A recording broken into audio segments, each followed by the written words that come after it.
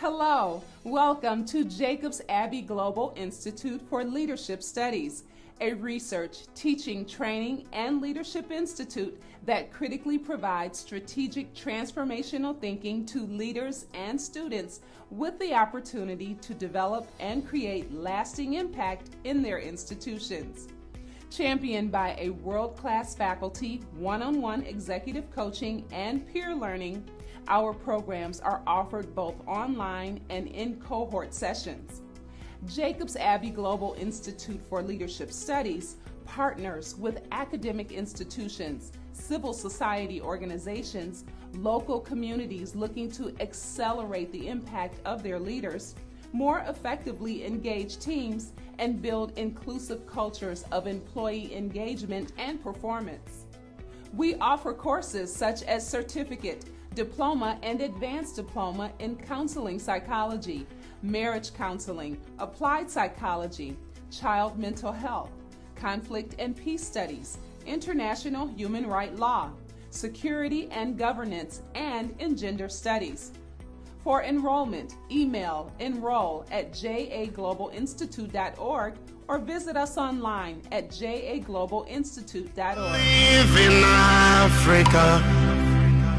I believe in Africa. Hello. You are welcome to the JAGIL Annual Gala Awards Night right here in Virginia, USA, right here at the Alexandria Mark Hilton Center. And my name is Selasie on the red carpet tonight for the program. And I have with me our very first guest for the night. And is not a person that you should not know if you are very keen on leadership and human rights in Africa. He is the person of lawyer Sosu. Right, it's good to have you, sir. Yeah, thank you for having me. It's very wonderful to be here too.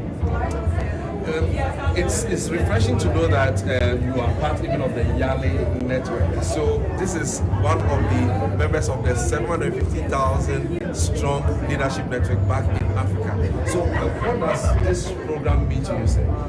Well, I think this program means a lot because it kind of reinforces the commitment that we have to leadership and human rights.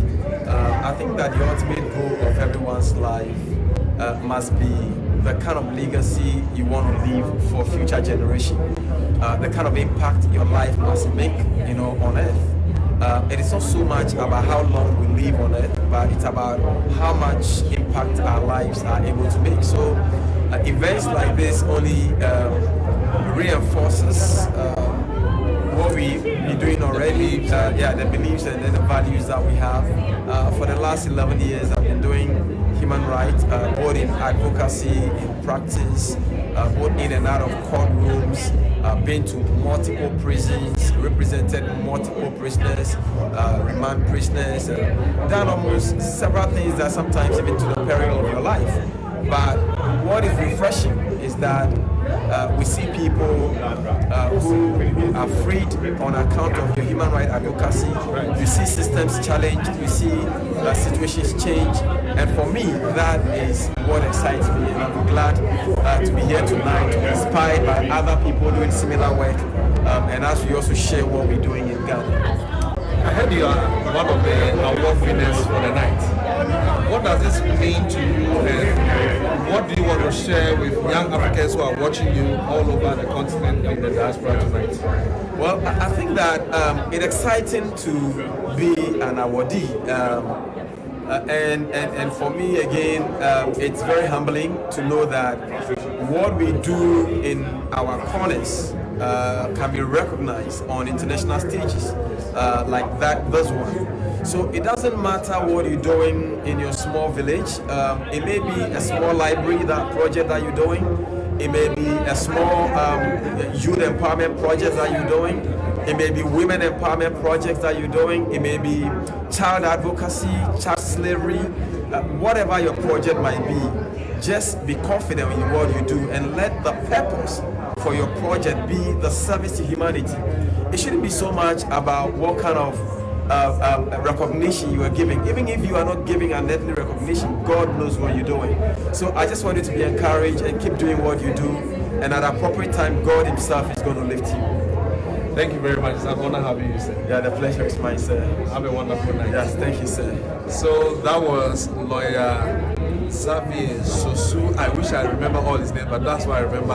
And he is a legislator, a member of parliament in the Republic of Ghana. He's also a member of the YALI network, and he is one of the awardees in tonight's program. Such an inspiring personality. This is YALI TV, and we are live on our Facebook channel. We are also, you can also reach us on our website www.yalitvonline.com for the live broadcast of this program. And this is the Jagils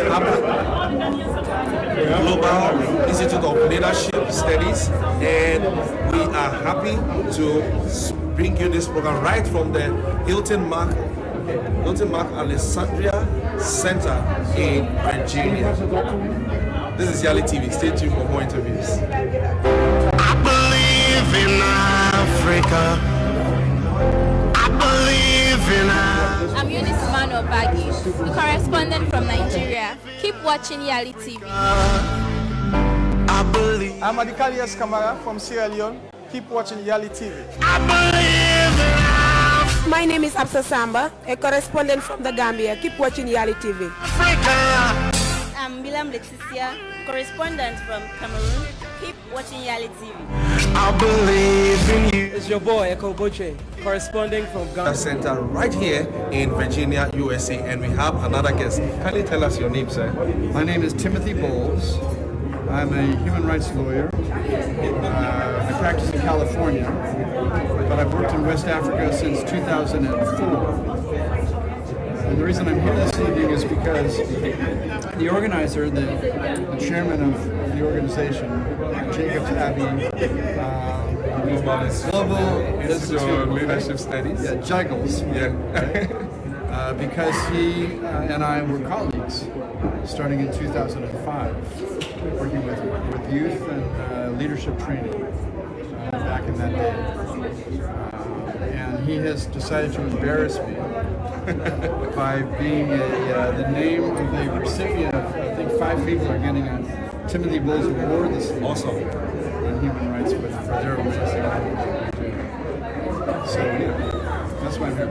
So what does it mean for you being a human rights lawyer all these years and having to know that other people are going to be inspired by an award that is named after you? What does that mean to you, sir?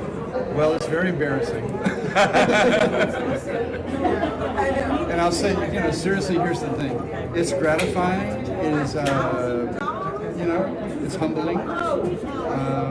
But it's also a serious passing of the torch, right? Right. Because none of us are going to be around forever, right? At least in this form.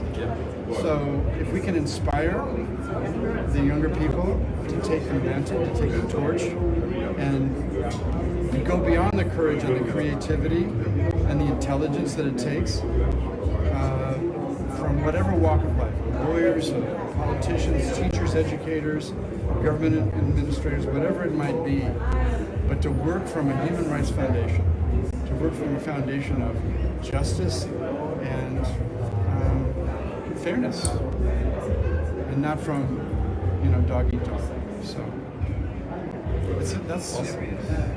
So tonight is the night. We're going to have fun, and I want to wish you the best of the night. Thank you so much for having you. It's such an honor having you, sir. Thank you very much, Steve. So that's legendary Timothy Bowles.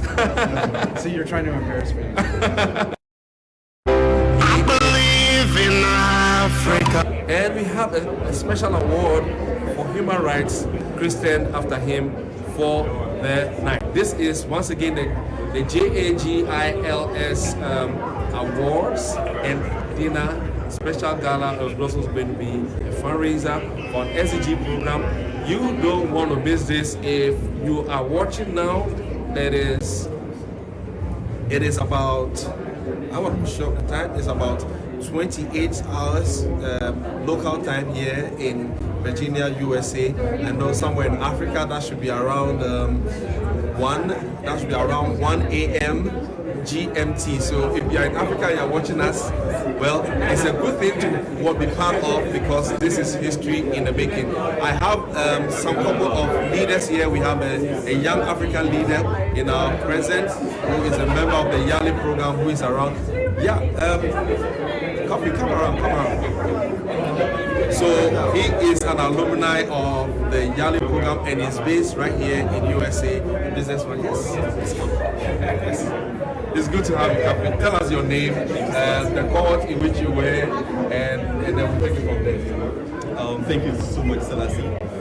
I'm very honored to be here today. It's a very lovely big scenery. Everyone is dressed nicely. I love your jacket too, bro. Thank you. I love yours too. Great. So, your name, then of course your affiliation to YALI, and awesome. So my name is Kofi Wynston-Boye. I'm a YALI alumni, cohort 4. Yeah. In West Africa. In West Africa, yeah. So I participated in that program back in Ghana. It was a very life transforming and amazing. The impact is visible. So tell us, what do you do in the United States, and what does this program mean to you tonight? So today so we are gathered here to actually celebrate human rights and amazing young people around the world that are actually doing impressive stuff when it comes to human rights. One thing I know for a fact is that when human rights diminishes, their lives are threatened, and that's a major concern. I'm very, very concerned and very passionate about promoting human rights. I'm more concerned, or should I say passionate, about education, which is a fundamental human right, because knowledge is what gives you the power to actually kick out anyone who is abusive when it comes to the rights of human beings, right? So for me, I'm very passionate about education because it equips the mind and gives us the strength to unleash all those shackles and excel as human beings. Yeah, so for me, I'm very excited to join others here to celebrate all the awardees and people doing amazing stuff when it comes to human rights today. So that's why I'm here. It's good to see you, Kofi. Have a wonderful night. Thank you, Selasie. So we're still here at the Hilton Alexandria Mark Center. As the program gets to start, we are right here on the red carpet just to ensure that we get to know who is in the program, what are the expectations, and what's going to happen tonight.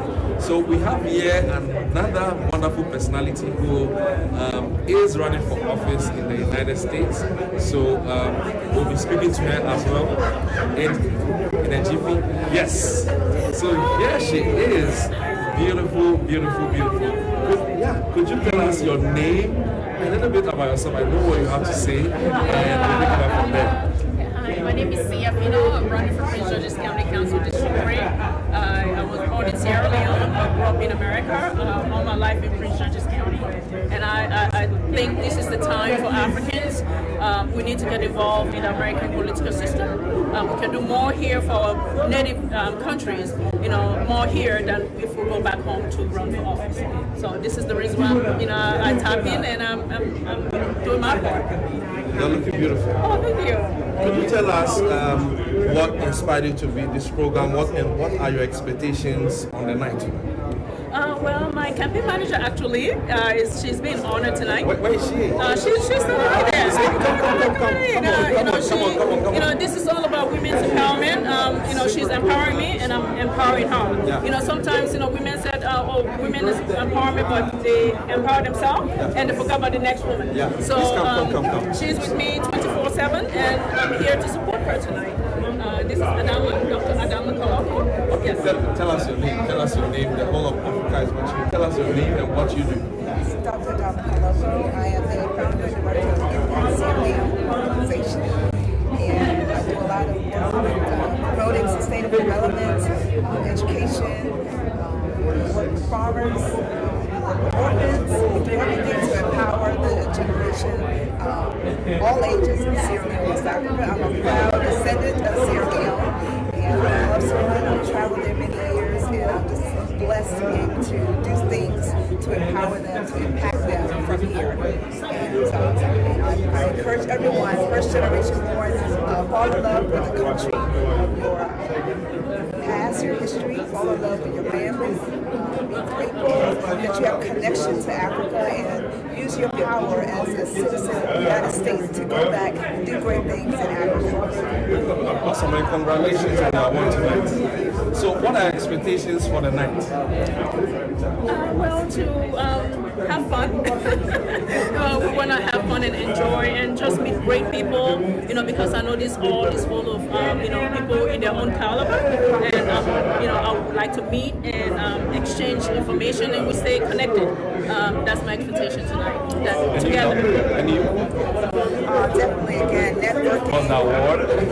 Well, yes, it's always good to be honored because it's a motivation to do more and to give back. And as a young girl who didn't have dreams of doing this, it's an honor because I know there's some other girls, some other boys that will say, you know what, I can do this. So it's a blessing, and I look forward to having fun while being grateful. All right, congratulations and hope to see you soon. Thank you. Right. Thank you. So we are still live on YALI TV. You could get in touch with us or get a link to this. We are live on Facebook. We are also on www.yalitvonline.com, and you can get in touch. My name is Selasie, and we are still at the JAGILS Awards night, and it's also a dinner. It's also a dinner, and it's also a fundraiser. You don't want to miss this. So if you are connected right now, you can share the link with any of our viewers or your friends across the world. We still have some more leaders present here. We'll be talking to them before the main program begins. Yes, please come. So, Africa. Kindly tell us your name, and you look good anyway. You're looking very, very special. So you tell us your name, and then you tell us the name of your organization, and we'll take it up from there. Okay, so my name is Joelene, and the name of the organization is Afrobeat Foundation. I'm the CEO and founder. We work with needy orphans and needy widows. We center more on education and healthcare for this underprivileged people. So, what are your expectations for tonight? I know there are wonderful personalities here. There's opportunity for networking. What is your specific expectation for tonight?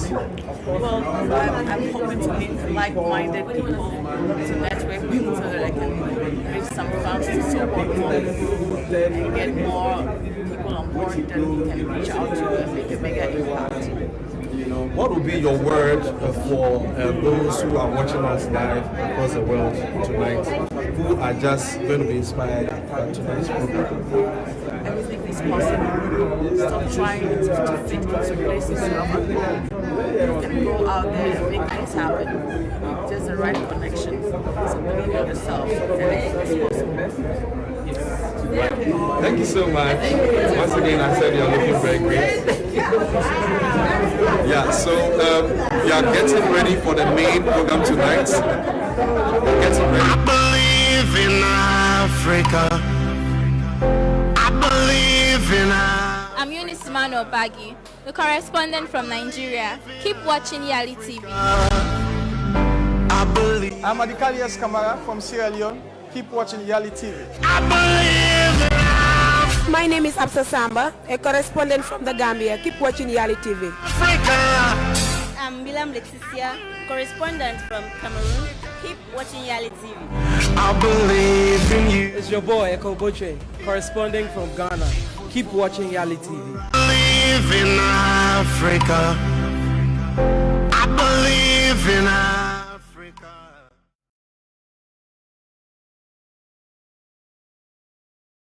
Yali, yali, yali, yali, yali. Young African soldiers. Young African soldiers. Yali, yali, yali. Yali, yali, yali. Young African leaders. Young African leaders. YALI TV is a dedicated media channel created by young African leaders to provide a platform for the youth in Africa to share their achievements with the rest of the world, and also get the opportunity to share their thoughts and opinions on matters and issues affecting the development of our continent. My name is John Apia.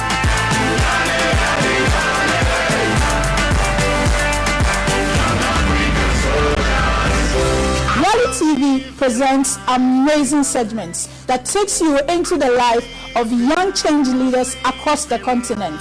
YALI News, YALI Time with the Experts, YALI Experience, and much more. I believe in Africa. Are you a youth leader, civic leader, entrepreneur, or involved in policy making? YALI TV is here. To the red carpet for the JAGILS special annual awards and dinner, as awards dinner, gala. And it's also a fundraiser. So wherever you are and you're watching us, you can be part, not by just watching, you also be part and contribute to what we are doing.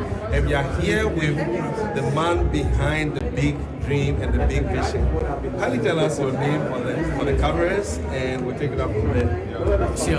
My name is Dr. Samuel Jacob Sabi, and I'm here with my lovely wife, Nakode Jacob Sabi. Happy birthday to you, madam. Thank you so much.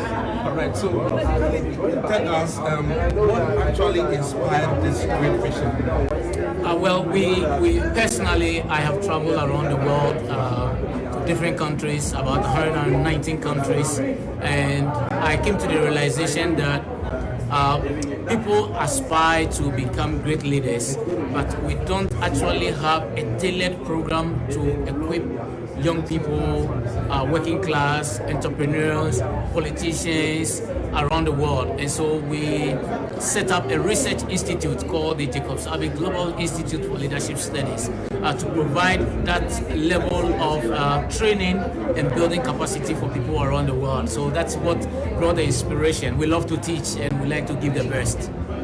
Also, behind every successful man is a very powerful woman, and today happens to be your birthday. Once again, happy birthday. So can you tell us what has been the journey like being beside and behind this powerful vision? That's a great question.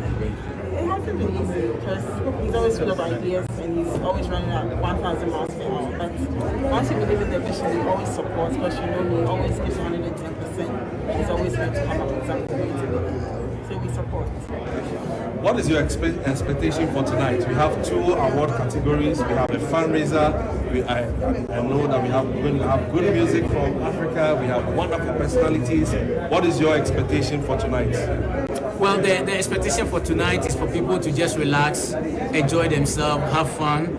And of course, the purpose is to equip people. So there'll be a time for fundraising, and it's a good time to give. You know, sometimes giving is a blessing, and you never know what your money can do. It will help equip somebody without you knowing. I'm sure in my growing up, people may have invested in my life without even knowing how they invested. And so you also have the opportunity to do that. And besides that, we are going to honor people who are doing so much work around the world. We believe that it is always good to inspire people, not necessarily the award that they will receive, but the inspiration that you bring to them so they can also inspire others. So it's going to be a fantastic night. It's going to be wonderful, and the night will clamors with the award of the lifetime achievement to the constitutional lawyer and the human rights defender Timothy Bowles, coming all the way from Los Angeles, downtown California, to be with us. It's a pleasure to have you. It's a pleasure to be here. Thank you very much, and happy birthday to you as well. Thank you, sir. Thank you. I'm sure we'll hear more from you. Absolutely. Thank you. I appreciate it. Thank you. So that was the founder and the man behind the special night today. The program is going to begin any moment from now in some few minutes. So whilst we wait for the commencement of the program, we'll talk to some few people. I believe in Africa. I believe in Africa. I'm Eunice Emmanuel Baggy, the correspondent from Nigeria. Keep watching YALI TV. I'm Adikalias Kamara from Sierra Leone. Keep watching YALI TV. My name is Absa Samba, a correspondent from the Gambia. Keep watching YALI TV. I'm Bilam Leticia, correspondent from Cameroon. Keep watching YALI TV. I believe in you. It's your boy, Kojo, corresponding from Ghana. Keep watching YALI TV. Interactions with some of the guests present here.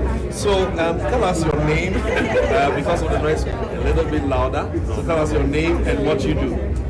name is So let me I'm here with my colleague here representing the ADAEZE Voice Association. Wow. Dr. Jacobs, as you know, is an old member of ADAEZE. We support our own. Yes. What are your expectations for tonight? Well, it's a beautiful evening. We're here to support our brother and make sure that whatever it is, all the social interventions that is involving the Aruba Association and support whatever that's what we're here.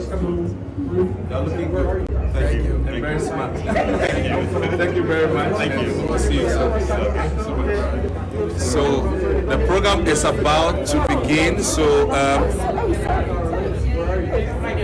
right. So the program is about to begin. So we are moving right into the program. As I said, it's the Jacobs Abbey Global Institute of Leadership Studies Special Awards Night, Gala, Dinner and Fundraiser.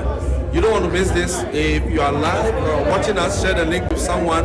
It's about to get interesting. My name is Selasie, Asuo, and we are live from the Hilton Alexandria Mark Center. See. I believe in Africa. I believe in Africa. I'm Unisimano Bagi, the correspondent from Nigeria. Keep watching YALI TV. I'm Adikalias Kamara from Sierra Leone. Keep watching YALI TV. My name is Absa Samba, a correspondent from the Gambia. Keep watching YALI TV. I'm Bilam Leticia, correspondent from Cameroon. Keep watching YALI TV. I believe.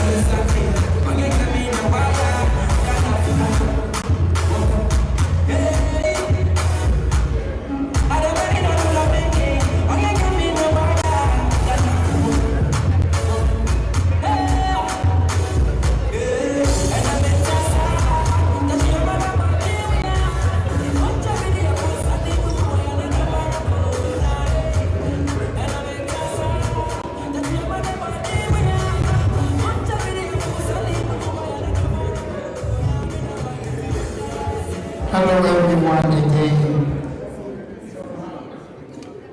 I apologize for starting on time. We are taking off right now.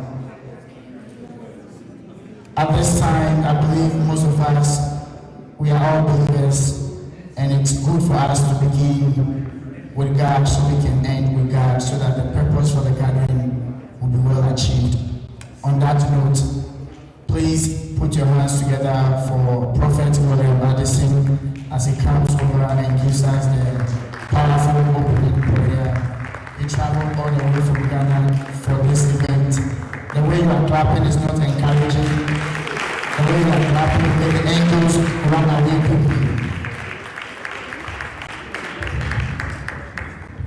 Shall we stand to our feet for a moment, please? Our Father, our God, we are so excited today because you have given us one of the greatest gifts, that is the gift of life. You knew this day before this day came, and tonight as we are gathered here,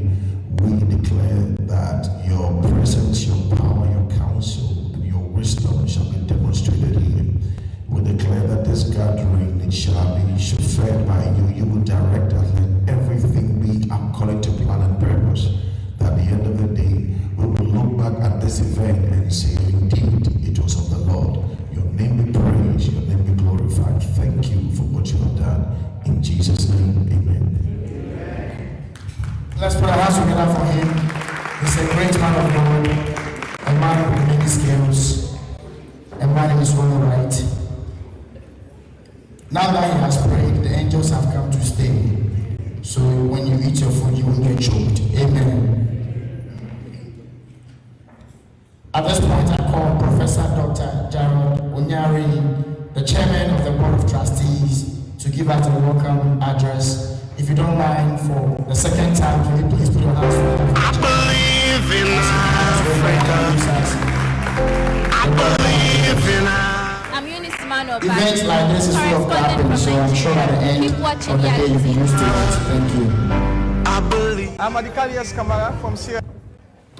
Thank you, the master of the ceremony, the executive director for Jacobs Bay Global Institute for Leadership, distinguished guests, ladies and gentlemen, and all protocols observed.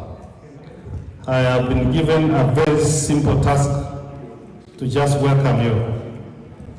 I want to tell you that feel welcome, and we want to invite God to work with us, because I always say the year 2020, if you minus 20, you get 0. You subtract 2021 minus 20, you get 1. So we should not take for granted.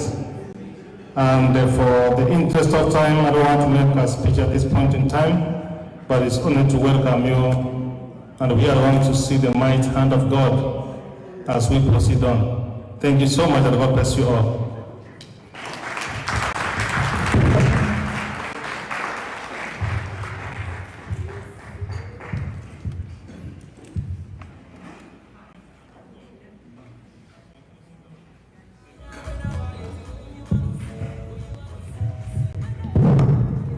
When the welcome address is very short, that means we are getting close to dinner time.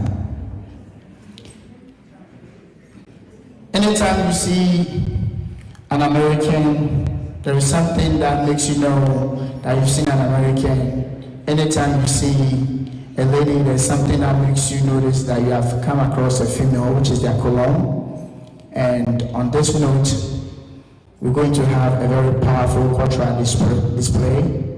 Just sit in your seat and enjoy. If you want to join them too, that's fine. You can join them to display.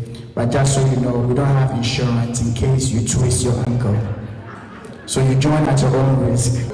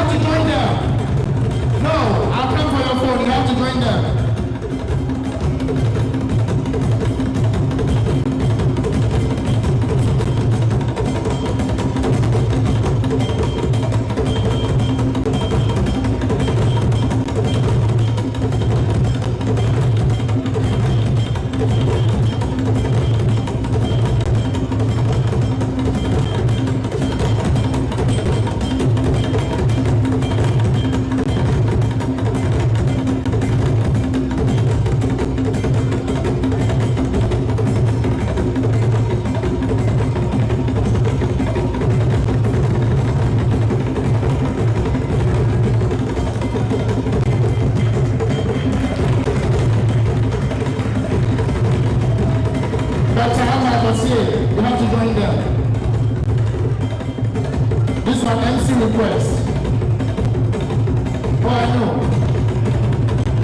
I can move your heels. Oh, I mean, Mesa. Let's do it. Yes. Yes. That's right. Yes.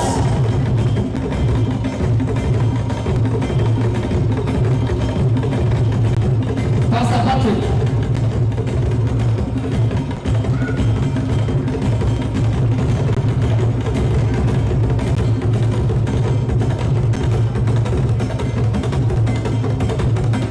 Dr. Tony Kari.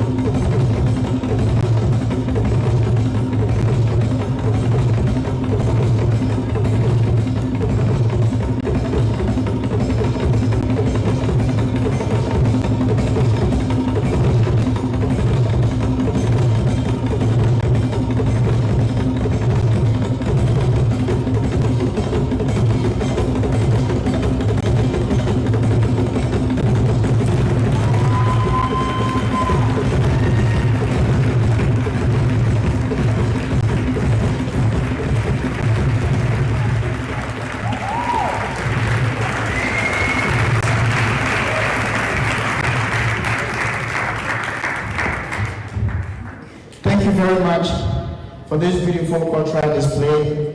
It is my understanding that there's a region in Ghana, West Africa, called the America region of Ghana. They are known for this beautiful, rich cultural display. And all the times that you see them do has a meaning. When you see both of them put their hands apart and bring it together like this, means that someone is pregnant. And then when you see them come blow like this and do this, it means the year is coming to an end. Yes. And then when you see them running so fast, that means that it's climate change season. Yes, climate change season. And then when you see them jumping so high, do you know what it means? It's coming to rain. Yes, so they all have meaning. And then when the male dancer comes to sit on you, that means that be expectant for promotion on your job. Yes. So I do have the one dance interpretation now, just in case you don't know. I just began today. I never know it makes a difference when you are standing there and then you are standing here. I prefer to stand there. All right, so at this time, some of us, we are on international strict diet. Past 6:37, we are not allowed to eat. It is a medical procedure to see if someone like me, there will be hope for me to increase in height. So please bear with me. So the DJ will give us a good music, a music that will give us appetite to eat, a music that will give us the appetite to, try different kinds of food that you may not like. As the music is coming on, make sure you interact with the people around the table, ask them how they are doing. You never know who you are sitting next to. This gathering is specially selected, so you are sitting next to someone who is an owner of a business. You are sitting next to someone who may be, someone you may need in the next future. I understand there are some few singles in the house. We'll be sitting by someone who is, ready to looking and to fall your way.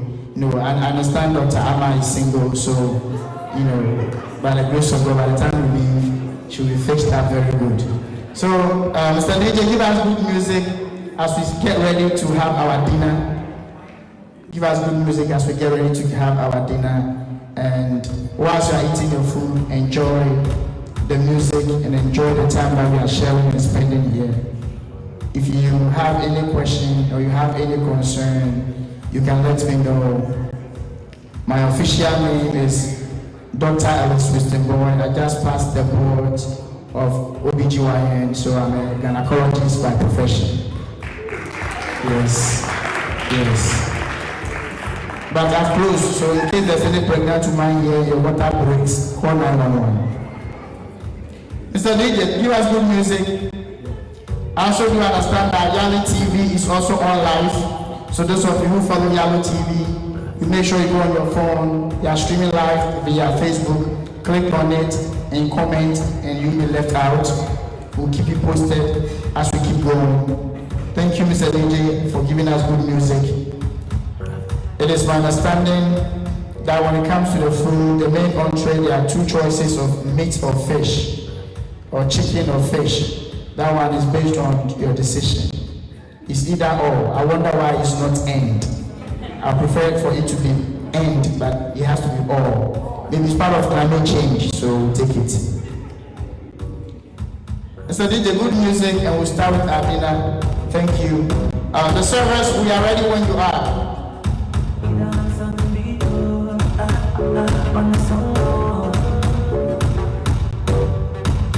My brother, God can bless anybody. Make you not look down on anybody. As you see me so, don't be my power. Don't be my sense. Nobody's in that. My sister, God can bless anybody.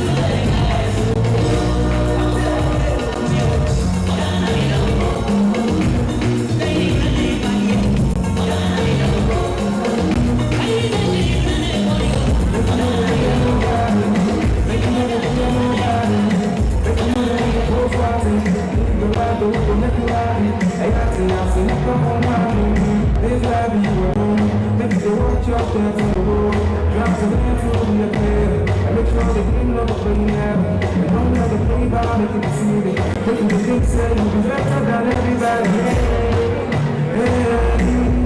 Cause if you got the best game, you be in your own game. Getting it done, into who's around the front, oh, I said that we are giving it to Baba. All the praise for Baba. To Baba.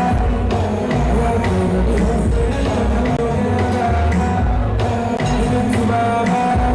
All the praise for Baba. Give it to Baba.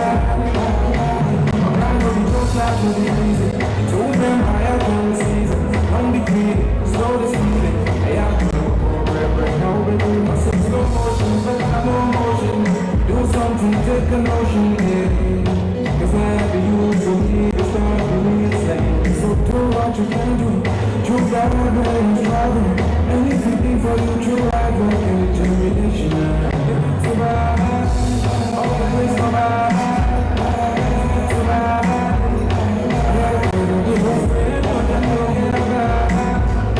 Give it to Baba.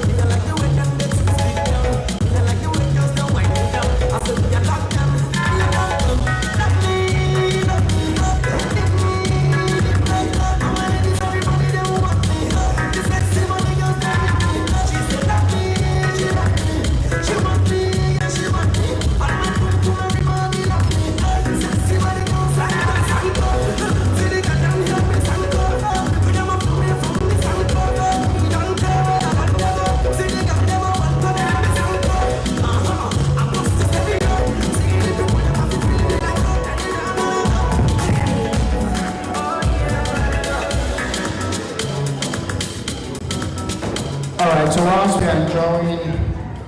we are enjoying our dinner, I'll call on Dr. Samuel Jacobs-Abe, the CEO of Jagils, to give us the Jagils annual report and the ESL M21 graduation report. Let's put our hands together as we welcome the CEO, the main engineer and architect of Jagils Institute, powerful man, well-learned, well-built, very rich.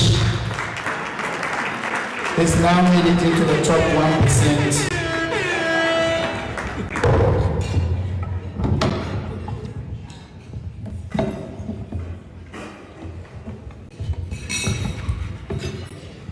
Hello and welcome to the 2021 Jacobs-Abe Global Institute for Leadership Studies annual fundraising and Dr. Nina Elmayo Leadership Award ceremony. Come on, put your hands together and give yourself a big round of applause. I am so excited to see all of you add this to your schedules because it is not easy to leave your Saturday evening to join us to celebrate this wonderful moment, and I don't take it for granted. I am also so excited to see all of you come from different places all over the world to attend this August program. It is not only those in the United States, but our friends who have come all the way from Ghana, Nigeria, Uganda, and all those places. Nina comes all the way from Vermont. I see Timbos coming all the way from California. I see folks coming from New York, and all of you here. I just want to thank all of you for coming. And one thing I want to tell you is that it's going to be a beautiful night. If you believe it, put your hands together and shout. Great. All right, so I have a very simple task, and my task here is to present the annual Jagils report for all of you to enjoy. So please come along with me. We've done some amazing work, and I can tell you that you will be impressed with what we have done so far. So one will ask, what is all about the Jacobs-Abe Global Institute for Leadership Studies?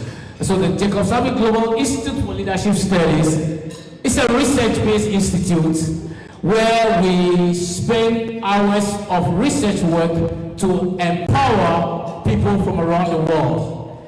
Our skill set is to use specific models to bring out the best in people.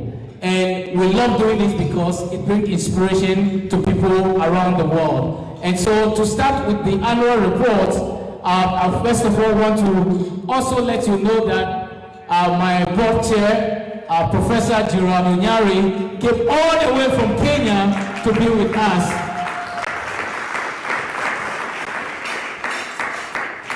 All right, so we begin with the recognition of our Board of Trustees.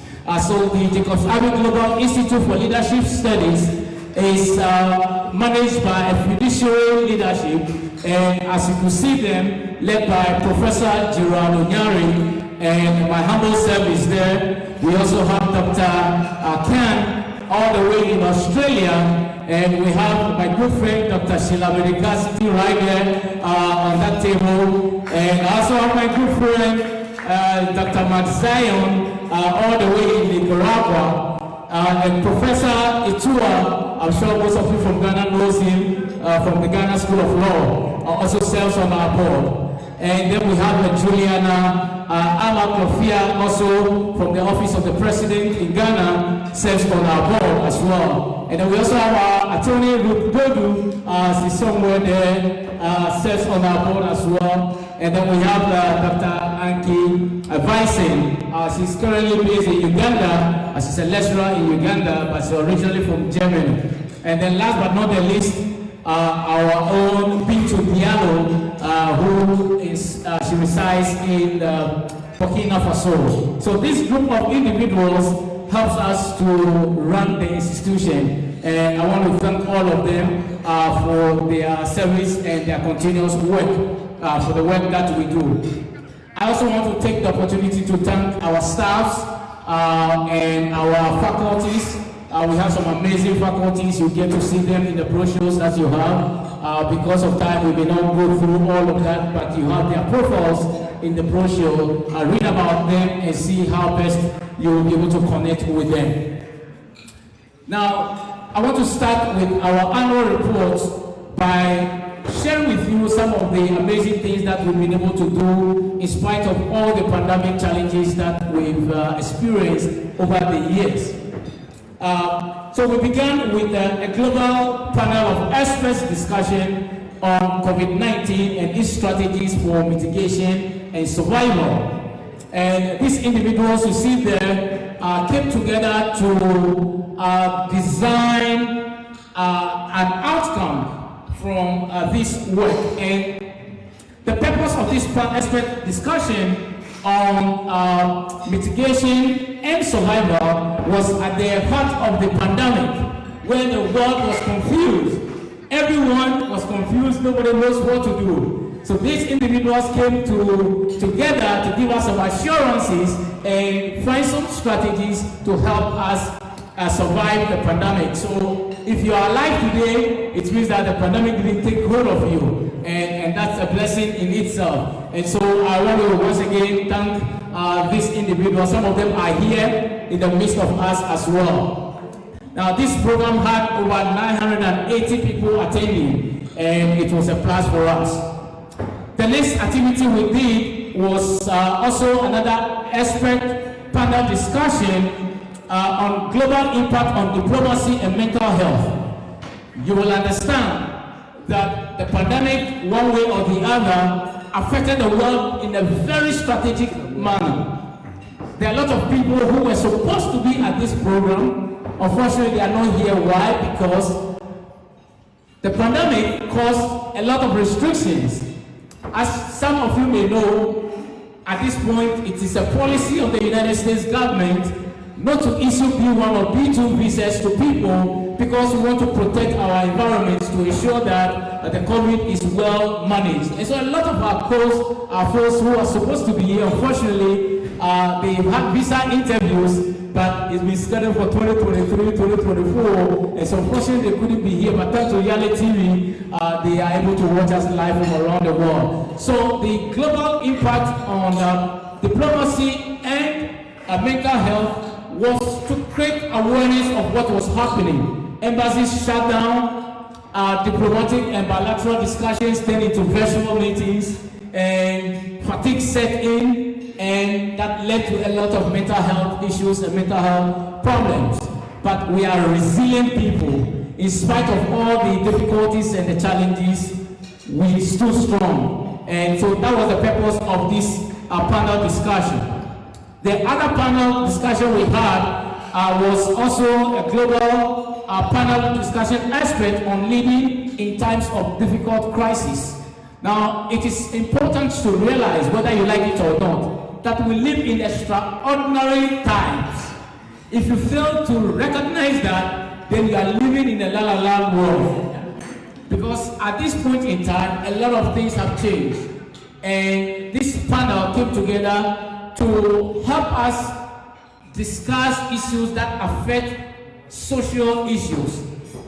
And we needed that because it also brought up a lot of energy in people to realize that in spite of the fact that we have coronavirus, that should not have impact on our social activity. It shouldn't stop us. So this panel sat together to get this done. And also, we also had an opportunity as an institution to launch our book. And so I think Mas will help us to see a bit of that.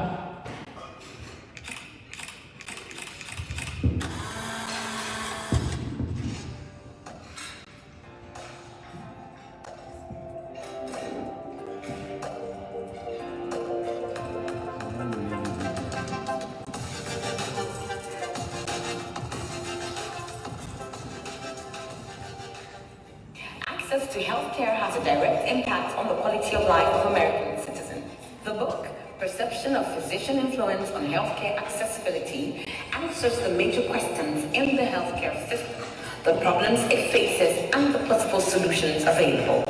It throws a light on accessibility to healthcare in the USA and the role physicians play in making this possible. The author, Dr. Samuel Jacobs-Abbey, is the Executive Director of the Jacobs-Abbey Global Institute for Leadership Studies. He is an expert in healthcare management and policy and specializes in global health diplomacy and public health policy. He is a frequent speaker at the United Nations. This is a must-read for all physicians seeking to make healthcare in America more accessible to their patients across the USA. If you don't like to read, you haven't found the right book yet.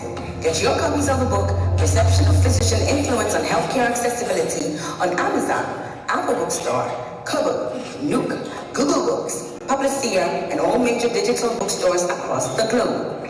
Contact Dr. Samuel Jacobs-Abbey via Twitter, Instagram, Facebook, and LinkedIn through the JA Global Institute.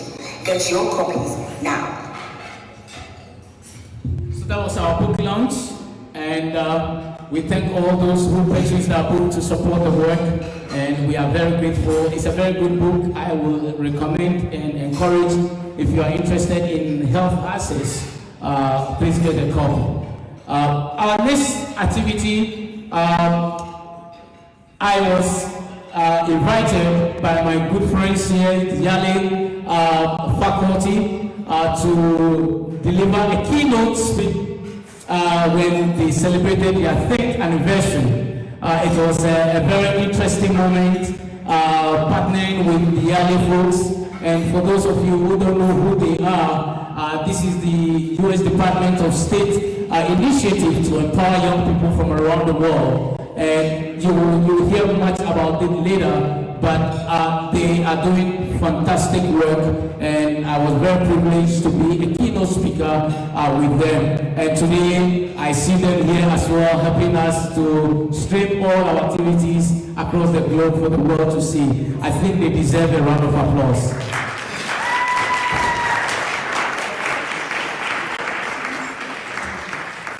In expanding our work, we realized that working only in the United States and in Africa is not enough. So we were so fortunate to expand our work to Spain, and we appointed a programs director responsible for the European office. We are so happy to announce that the Spain government has also adapted our program and has given us a partial funding to do a Human Rights Institute starting this December. So a few months to come, we will officially launch the Human Rights Institute from our European office. So once again, thank you to our European office, and thank you, Kojo, for the work you are doing there. We still went further to do more things. We realized that in our society, there have become a social norms that was destroying our societies, and it has become a social behavior, and that behavior led to a lot of violence against women. Those who know me very well knows that I will fight for women at every cost, and so we put up this program to denormalize social norms that justifies violence against women and girls. And it was also a panel discussion, and it was very, very resourceful. Thank you very much. Thank you. We, as an institution, believe in social cause. And so we joined the United Nations to celebrate the International Human Rights Day, which happened on the 10th of December of last year.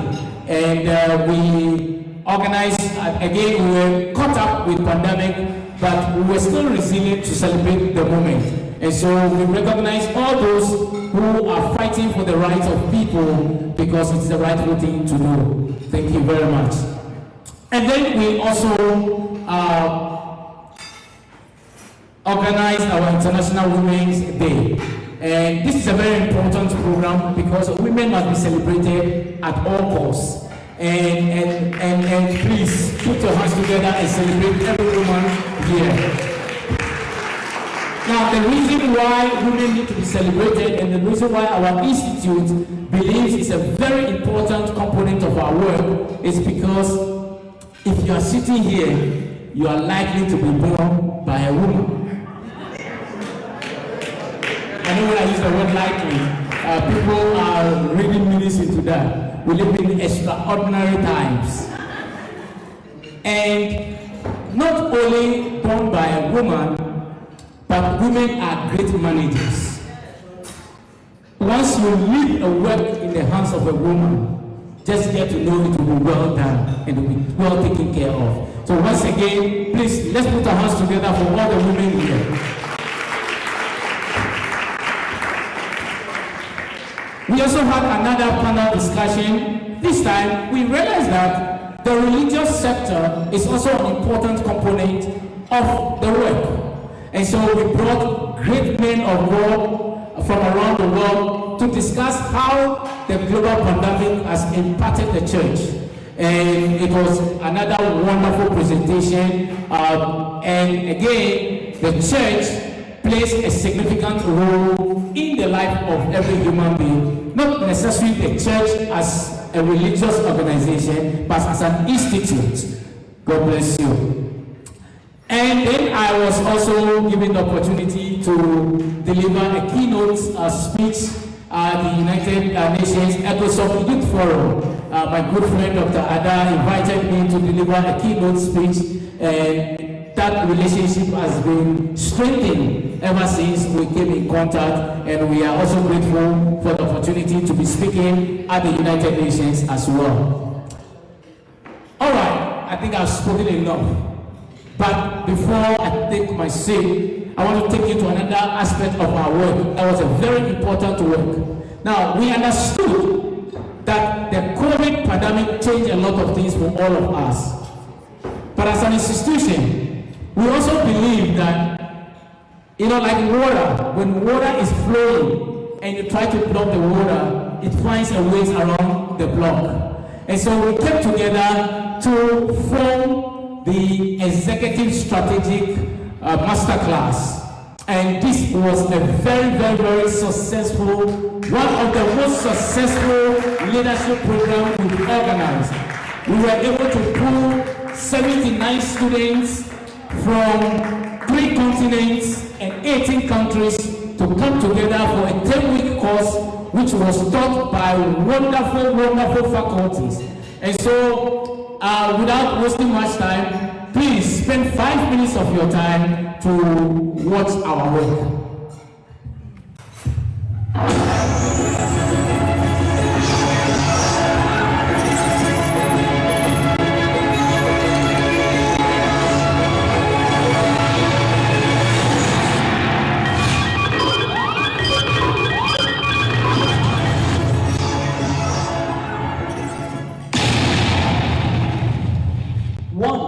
In the land of Africa,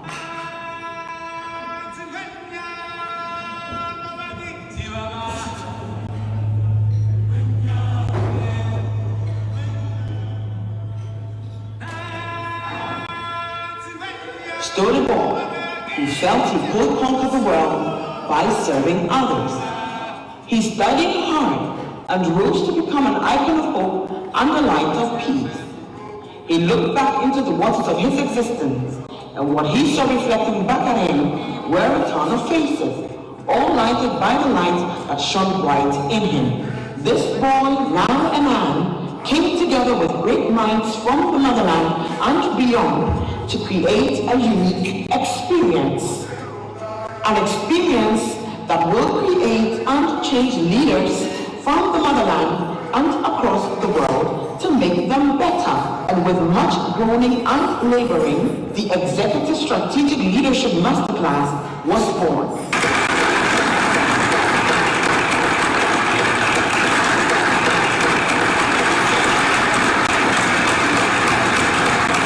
Our journey began on the 1st of May 2021 with a class on leadership management led by the undisputed powerhouse himself, Dr. Samuel Jacobs Abbey. We travel through the terrains of leadership on the backs of able lecturers and facilitators of immense caliber and timber, such as the affable Professor Prince Kwesi Mensah, the indefatigable Professor Chibuna Nwawobia, the amiable Professor Jared Onyari, the intensely intelligent Ambassador Johan Berg, and the evergreen and always beautiful Professor Bintu Diallo. 10 weeks of sheer mastery, intelligence, and plentiful understanding of what leadership truly is was imparted to the students. And by the time we were ending the masterclass with the presentation of group projects, there was absolutely no doubt that every individual had been totally impacted and positively affected to become better leaders. And to crown it all, the Executive Strategic Leadership Masterclass is ending with a world-class graduation ceremony with impeccable planning from our very able graduation planning committee, a profound commencement speech from Her Excellency Dr. Joyce Banda, former President of Malawi. Opportunity to congratulate our students graduating today for your achievement. I feel greatly honored and privileged to have been asked to give a few remarks on leadership. As you leave your institution of learning, please remember that it is only the beginning of your life's journey. So what I did when I left school, I drew a mission statement. It will be very important for you to draw a mission statement so that you are focused. Why? Because life is very short. Just the other day I was 40 years old and I'm 71 today. So if you don't stay on your lane, and if you don't stay the course and you don't stay focused, you will just be scattered, you jump around, and at the end of the day you find you wasted a whole lifetime. Secondly, I would like to inform you that life is a journey indeed. So it's not so much the destination to me that matters. It is what happened on the way to your destination that will shape you into the type of human being you shall be. And I've always said everywhere that it is not the number of degrees that you earn in life that matter. Rather, it is what you do with that education once you leave that center of education. I learned very early in my life that leadership is like a love affair.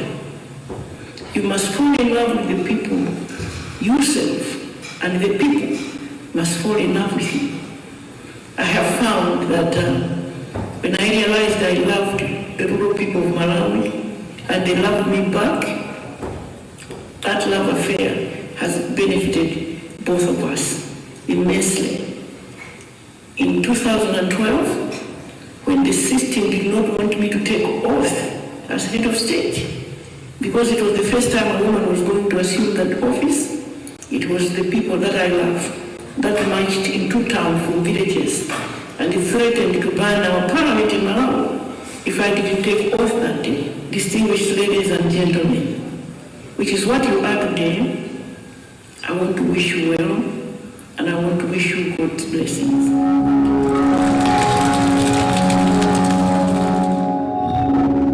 And a most outstanding, untimely goodwill message from Dr. Nina Meroff, President of Children of the Earth. We are set to move on to become the leaders of choice we are meant to be. And so, to the leaders that have been formed and transformed by the Executive Strategic Leadership Masterclass, go change your world. Light the way to a better world. Executive Strategic Leadership Masterclass. We are fearless, courageous, honest, resilient, full of integrity, and with acute vision and focus. We are leaders you can trust. Thank you.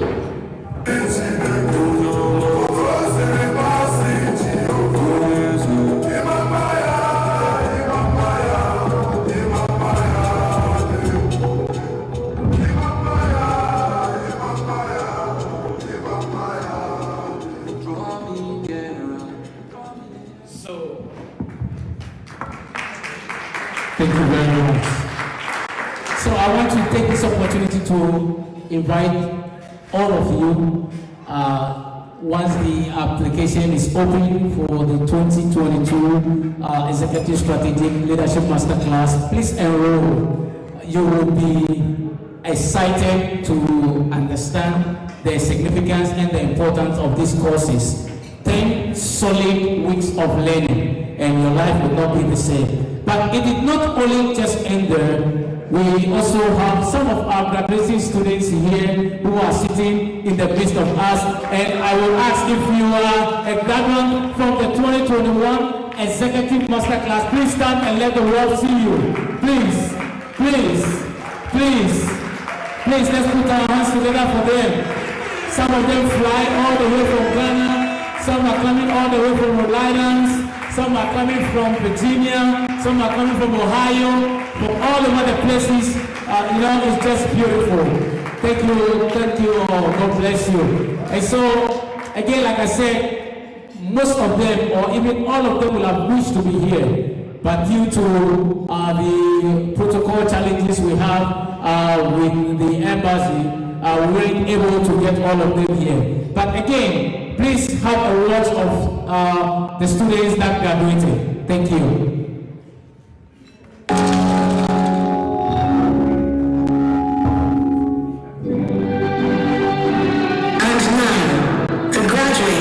Executive Strategic Leadership Masterclass 2021.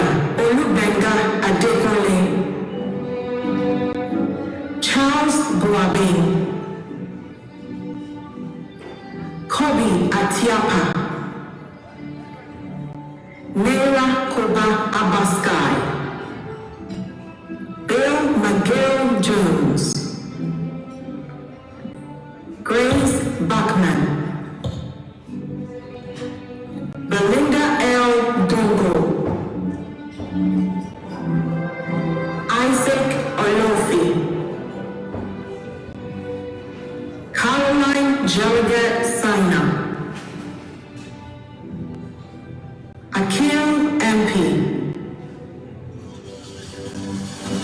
Margaret Osei-Darkwa,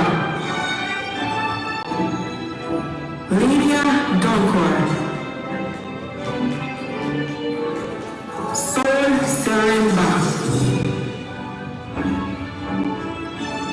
William Kwashi, Samuel Abeko, Margaret Chichi Nkeri, Barikisu Suleiman, Enoch Nkrumah Osei, Vida Osei Ajima, MD Shadan Zeb Khan, Manuel Adi,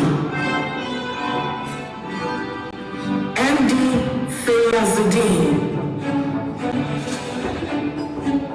Afiamwa Yao, Yao Apelete Doku, Mujaba Hussein, Patrick Odoy, Sharon Tete, Majiki Maji, Abdul Latif Osman, Precious Obobi, Francis Tanimu,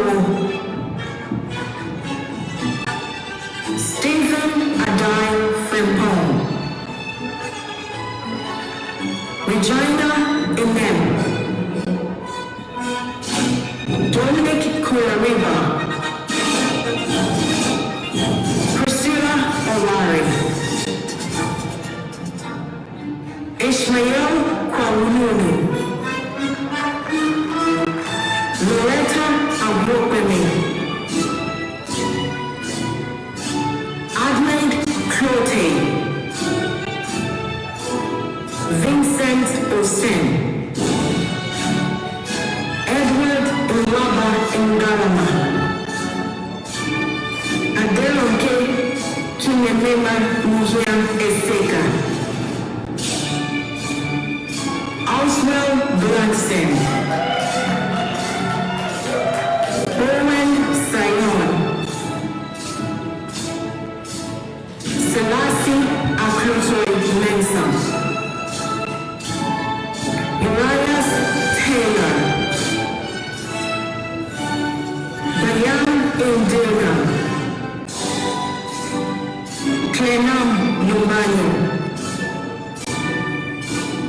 Emmanuel Osei, Janice Ferreira, Alexis Ampoful, Godwin Okoko, Abraham Akwe, Musa Mbaye Gray, Adebola Nuga, Olawi Sodiq, Udwak Ananaba, Ama Botse, Esther Nicole Adomako, Nasser Ahmed Gamai, Clement Achim Jima, Mohammed Kane, Lola Tanimu, Lilian Ngeki, Ebenezer Okra, Aisha Isifu Alabiri, Abraham Nama Cole Akwe, Barbara Peace Atibuli, Farida Brahima, Joelene Anom Clothing, Fariwa Esther, Christopher Gapa Kweku, Godwin Okoko, Anki Visite, Elizabeth Nkaina, Rufus Kwena, Philip Dua, and Nanayo Osei-Darkwa. Congratulations, class of 2021. Thank you. Thank you very, very much. I know it's a bit of time, but this is important. This is important because this is an evidence of people we are empowering around the globe. If you are looking for a partner to help empower young people and empower entrepreneurs and global leaders, please look our way. And I am so excited and happy that all of you here are paying close attention to this, because this is what it is, bringing empowerment to people who deserve it. And I'm sure you saw the diversity. It's a mixture of people from all over the continent and also in Asia, as well as in the United States. And so on that note, this gave birth to our alumni organization, and there will be a period where our alumni president will speak.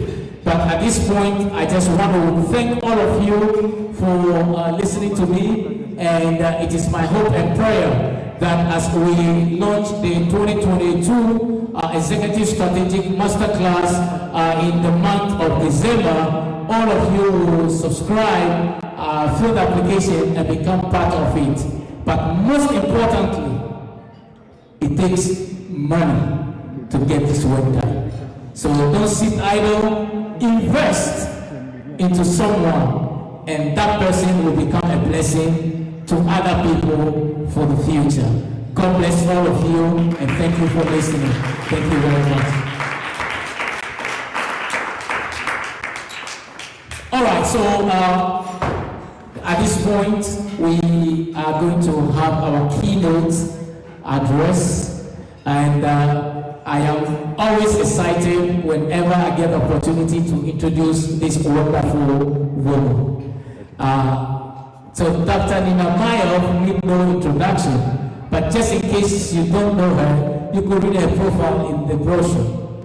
I will say without reading the profile that I am standing in front of you today as a well-groomed man, responsible husband, and a well-behaved, disciplined scholar, because somebody met me at a younger age and said, there's something in you that the world have not seen. And it is my responsibility to unearth that in you. I never took the opportunity for granted. I humbled myself because those who know me, I used to be a very stubborn young boy. But she looks at me directly in the face and said, you're gonna change. And today I say to the glory of God that I have become successful. And I even met my wife through the invitation of Nina. It's also always an integral part of my story because Nina asked me to join her in Switzerland. On my way from Switzerland, then I met my wife at the airport. And so that's another story to talk about later. But ladies and gentlemen, friends from around the world, I am so humbled to introduce the woman who found me and the woman who has inspired me. She's the president of Children of the Earth, Dr. Nina Elmayo. Please give her a standing ovation, my darling mother and a friend.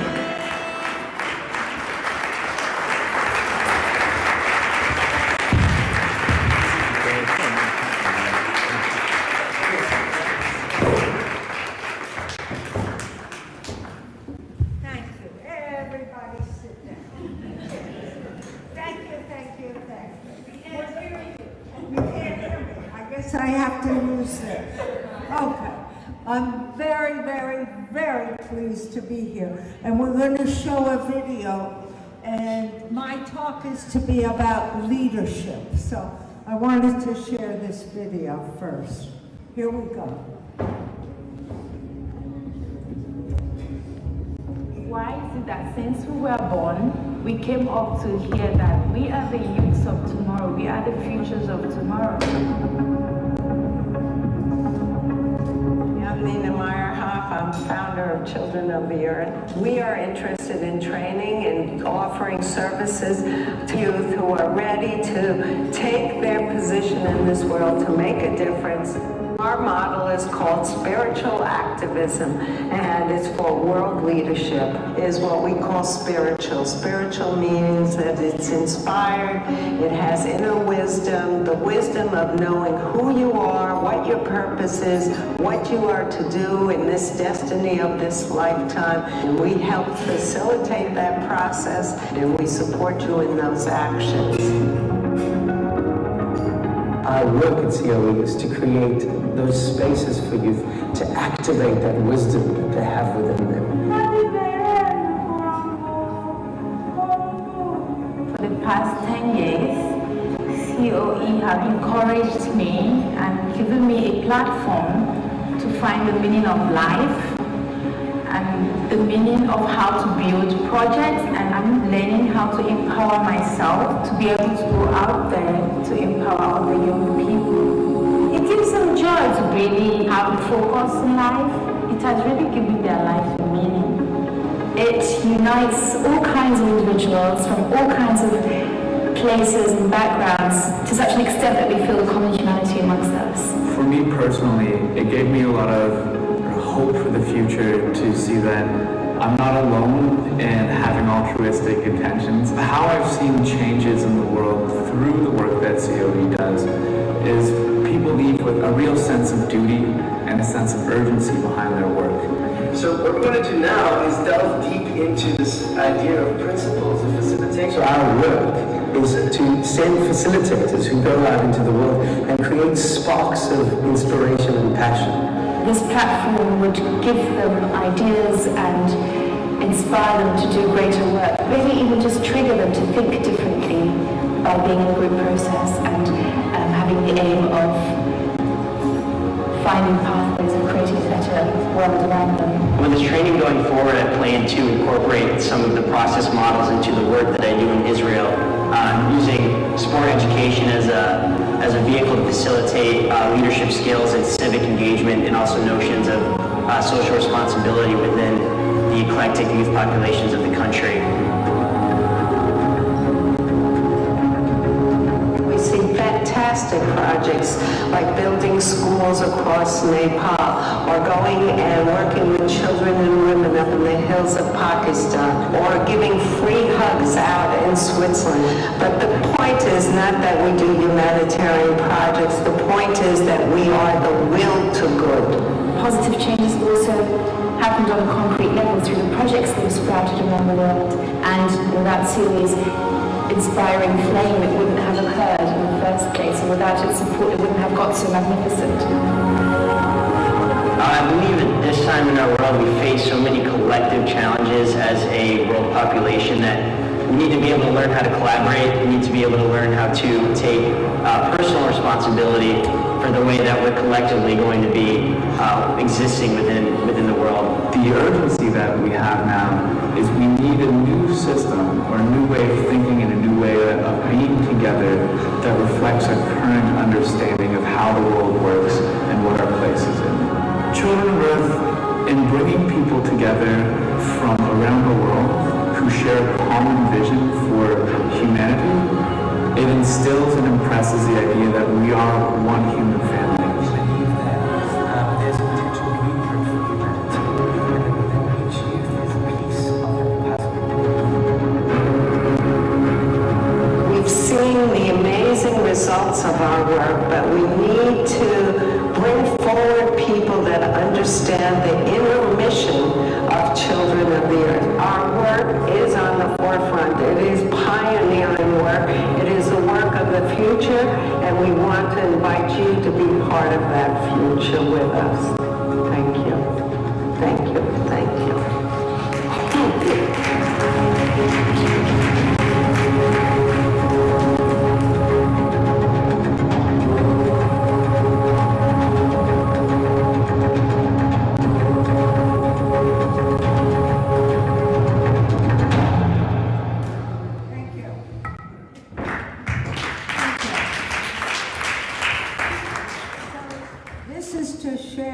That Sammy grew up in this group. He was part of our family. So tonight is a very special meeting. I am so honored that Dr. Samuel Abbey Jacobs, known to me as Sammy's son, has orchestrated a most meaningful, relevant leadership organization. Sammy's deep commitment comes from his understanding that what we need in the world are people who care and are able to take actionable hope. And that's what we all must do. And I'm so grateful to Sammy that he thinks I am the person who inspired him to this great work. Please note that I have spent my life committed to peace and in mutual caring, that we work together to make behavioral changes for a better world for ourselves, for our children, and for our children's children. I do know that this meeting is filled with people who really care. People who want to make a difference in the world. Each act of leadership, each act of kindness brings change in our own brain, so that you know that every time you do something positive, your brain registers it and you change. And not only do you change, but then the person you impact changes also. Never forget that. Leadership, it's a strange word, and I was asked to speak about that. So you can imagine, what is leadership? It's a deep conviction, a passion, a willingness to follow one's intuition, and to know that one is worthy of participating in changing the world. Each one of us matters. We have these options, and we have true creative initiative. We can make that difference. Step out of the cultural box and take our personal lives and create purpose. The most important thing in life is to feel that we are relevant and that we have purpose. No sense of going to work, coming home, watching TV, eating dinner, and going to sleep. You have to feel more than that if you're going to lead a life of meaning. So if I look at my life, I was director of 10 schools and also had my doctorate, and I thought I was going to be the superintendent of these schools. But then I got inspired. I got inspiration. What does that mean? I wanted a life of meaning. And I believe each one of you wants a life of meaning. You want to feel that you walked through this life and it had a purpose. So we have to seek our inner needs and begin to acknowledge, who am I and what is it that I want to do, and how can I offer our planet these words? I heard the other day a great definition of success.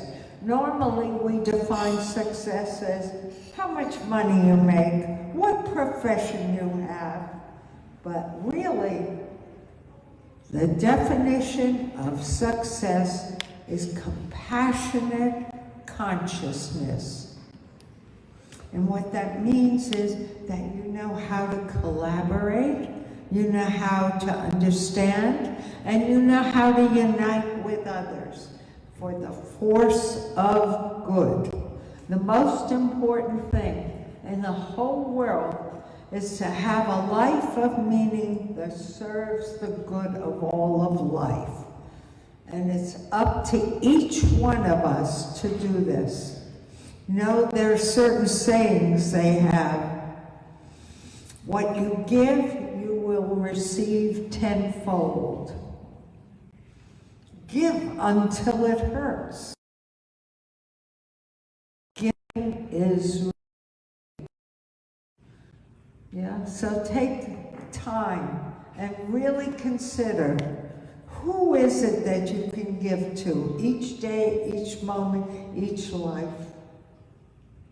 My definition of leadership is following the call to rise up to make a difference in life, to understand all the interconnectednesses and to walk forward with this and assume others will follow.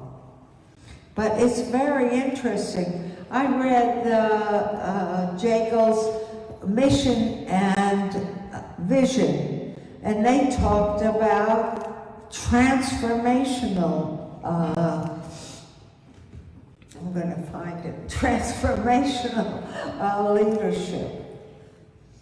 In its ideal form, it creates valuable and positive change in the followers, with the end goal of developing followers as leaders. In other words, we all are leaders. Every individual here is a leader, especially since you've come here to commit your life to good things. If you're a leader, what that means is you have a passion to create change in the world, and you're willing to put 2 feet forward into that understanding. Not 1 foot, but 2 feet. And it's up to you each day to consider, who are you, what do you bring to the world, and what can you offer? One of the most exciting things that I've seen is when I read Sammy's Facebook page. I love reading about what he's doing, but more than that, I love how he talks about his wife, Nah. I mean, it just, it shows me what the quality of the human being is, that he has such thoughtfulness and such caring, and he really, really extends himself from the very smallest to the largest thing. I wanted to tell you a definition of the 5 qualities of effective leadership. A person is self-aware, prioritizes personal development, focuses on developing others, encourages strategic thinking and action, and practices effective cross-cultural communication. A leader is a person, is a visionary, a total visionary with humility, intentionality, audacity, courage, reflection, and responsibility. Of course, there are many other definitions, but that's what I was drawn to. And when I think about Sammy, and this is really important, you know, that when I knew him as a young boy, how arrogant he was. Oh my God, he was a pain in the neck. How many times did I ask you to leave the room? Oh, Sammy. But yet I knew I wanted him with me. His mind travels in 5 directions at one moment. Right now, you must know, right? It's very hard. But we also know how creative, how committed, how willing, how he works forever, because he knows that it's really important. And before, when he was young, he didn't know that, but he opened his mind and he looked at the world and he understood there was a place for him to work to make a better world. And that's true about everybody. There's not one human being that cannot stand up and take that opportunity and make a difference. And I'm assuming that you are here for exactly that reason. So I want to tell you a very short story about Mr. Sammy. Sammy's son, I love him dearly, so you know. And I used to get angry at him, like a mama gets angry at her son. But, you know, I found out something very interesting. There's a thing called small acts of kindness. Everybody can do a small act of kindness. You can shovel the snow of a neighbor. You can pick up a coat of a friend. Well, Sammy, what he did without telling us so, every month when he got his money, and you know it wasn't much in Ghana, he took his money and he shared it with children, and he paid for their school fees.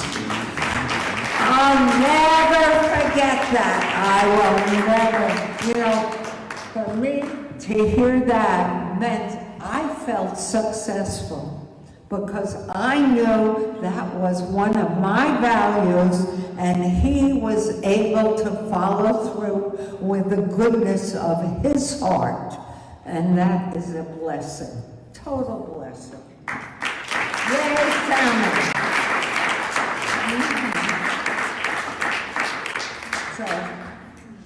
I've known him through his struggles. I've known him through his good times. And I want to say adversity is always there at the corner. But never forget, you can turn adversity into hopefulness. And that's what he did, and you can do too. And we can do all together. So, sometimes I thought I should tell you a little bit about my life, because this is an award evening, and everybody here somehow deserves awards. But my life, so that you understand why I'm considered a leader, is that I started out as a school administrator. I had 2 masters, I had a CAGS, and a doctorate. Those were business cards. And I was an administrator, and I learned how to supervise and administrate. But I didn't follow my heart. It wasn't until I had a farm and we started leadership programs on the farm and learning to live together. And I'm looking at Harriet because she was with me through every point of that lifestyle. Yay, Harriet! Yeah, you came with me everywhere. You were like, she arrived from Africa when she was 18 years old. I picked her up at the station. I brought her to the farm, and she stayed with me for the next 15, 20 years. Yeah? And we hope to ask for anything more. A dedicated woman, for sure. Okay? So anyway, I started living my philosophical values. And that's what gave me a sense of importance in terms of, yes, this is the last chapter of my life. This is. I know. And yet, I can reflect back and I can say, I had a life of meaning. Who else would want any more than that? I love my family, I love my children, I love my life, but most of all, I feel like I gave everything I could give to have meaning. And I hope you do that too, because that is leadership. And then I wanted to tell you a story about Nana, because when I was looking for who am I and what do I want to do, I met a woman named Nana Appiah-Adu. She was from Ghana. Can you imagine? I met her in Japan. She, a little woman, 5'2", stood up and started shaking her fingers at Gorbachev. And also, what was his name? Carl Sagan was there. There were a couple of other men. It was men all over the dais there. And she stood up and she shook her finger and she said, "You call this meeting value change? Where are the women?" And they were just quiet. You know, they couldn't say. And I said, I got to get to know this woman. This is the woman of my life. And so Nana and I became very, very close friends. And she came up to my farm and she worked with the young children. And also I went to Ghana 4 or 5 years in consecutive times. And she told me her husband had died on a peace mission for the UN. And for her legacy, she wanted to have a peace center like I was doing. So we worked hard to help her accomplish what she wanted. It wasn't, but we did what we could. And so that's really important. But it tells you about another woman who lived her life to the fullest. So now it's slowly time for me to pass my torch. And I don't know if you know, but there was a torch that went around the world that was called the First Earth Run. And they gave me the torch. And I took this torch and I went to the Dalai Lama and he blessed that torch. And he said, "You are responsible for children of the earth." And that's how we got the name Children of the Earth.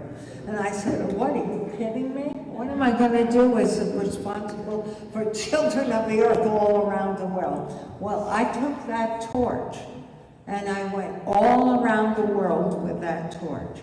We led the Million Children's March here in Washington to the White House with the Children's Defense Fund. We went to the Lakotas. We went to all the indigenous tribes. We went to state houses. We were in Turkey. We were in Japan. We were in Nepal. We're all over with this torch. And children held this torch. And they made a commitment for a better world. Well, now I symbolically pass that torch to Sammy. And it is your responsibility. It's time for you to take that and to carry it on. Thank you, thank you. So, Sammy, I am so honored. Yeah, I'm very, very grateful. And you know, I feel like this is a time, it's a very serious time on our planet. We have climate change problems, we have poverty, we have COVID, we have all the external issues showing up, and we have all the internals showing up. All the external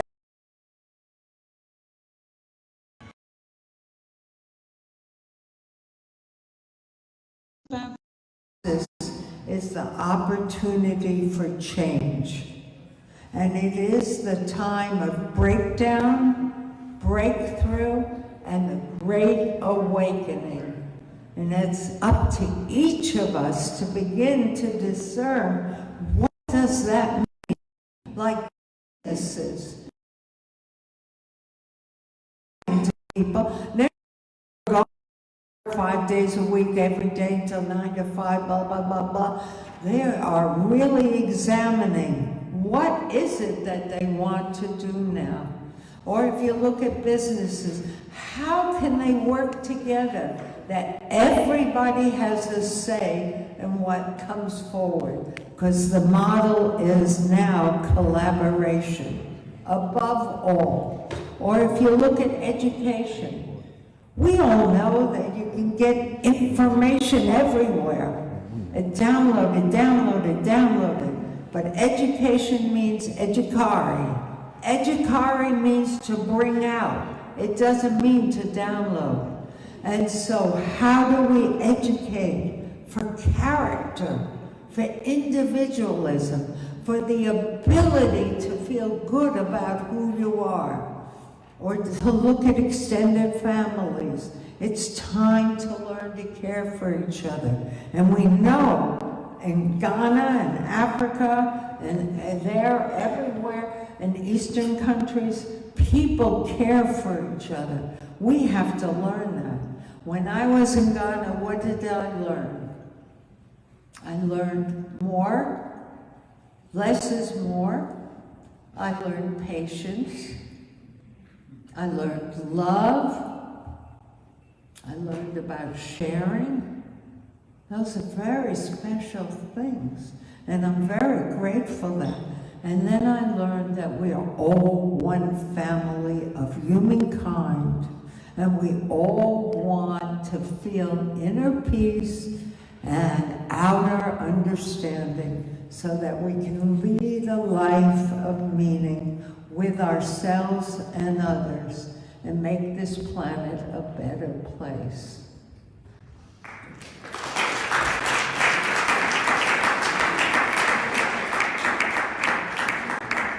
So I want to say that the age of peace is coming, whether you see it now or not. Destruction and regeneration, hate into hope, and human resilience, thrivability. These are the new words that are coming forward, and they're telling us the story of what can occur. So, I want to say thank you. And using our premise, it seems very natural to honor Timothy Bowles to receive the African Human Rights Award. He is a living life of commitment.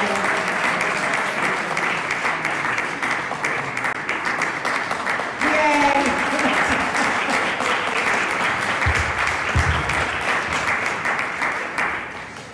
He is living a life of commitment of one of the most distinguished individuals who has given countless hours to caring for the communities of Africa.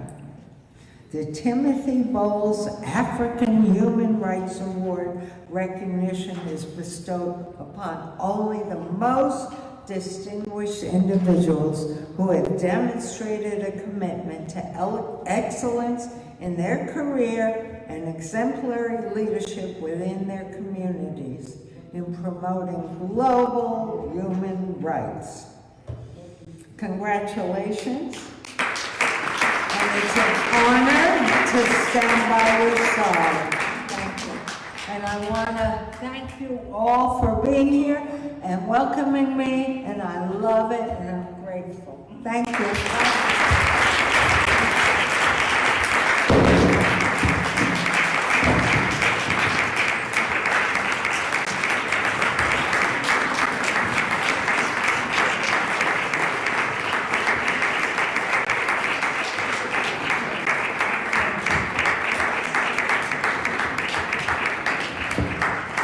Let's keep putting our hands together for Nina until she takes a seat.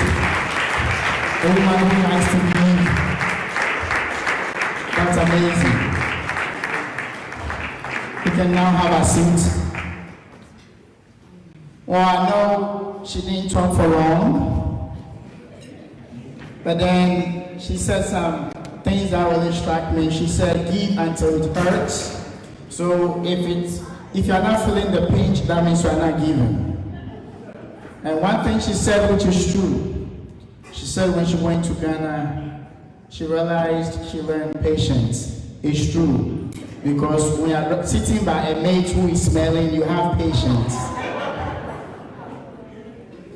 She said she has passed on the torch to the CEO of Jagils, that is Dr. Samuel Jacobs Abbey. And the reason why she's passed on the torch is because she had helped many children across the world.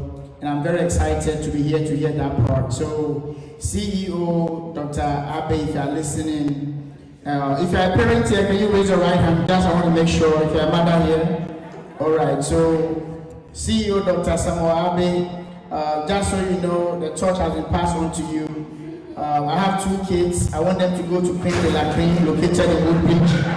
So just get ready to take care of their school fees. I want private school. I don't want public school. So Creme de la Creme is located in Woodbridge. Oh, let's keep clapping because we hear it. Let me repeat it again. Creme de la Creme. I like that place. Because the torch has been passed on to him. So he has to do their due diligence. All right, so at this moment we'll call on Afrobeat artist, that is Kofi Daeshaun, to give us some powerful song. Whilst he's singing, you are liberated to dance, you are liberated to get up and shake yourself, and then from there we'll have some few things to do, and then we'll dance until your car battery is dead. So Mr. Daeshaun, if he's here, let's put our hands together for him. A very versatile man, full of energy. Yes, he looks very young, but he's not as young as you see him. Yes, it's a powerful man. Big up, boy, I know anymore. Yo, DJ Sam, let's do it. Alright. It is considered. Yo, I call my name Kofi Daeshaun. Yeah, let's warm it up a little, let's make it happen.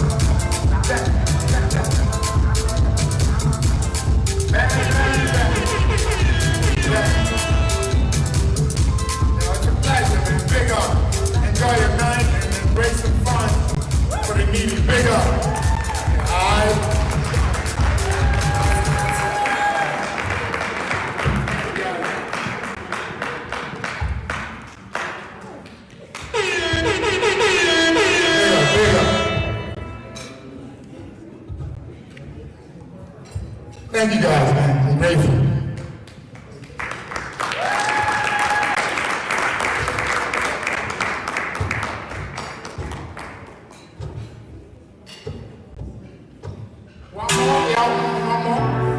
We didn't come here to play.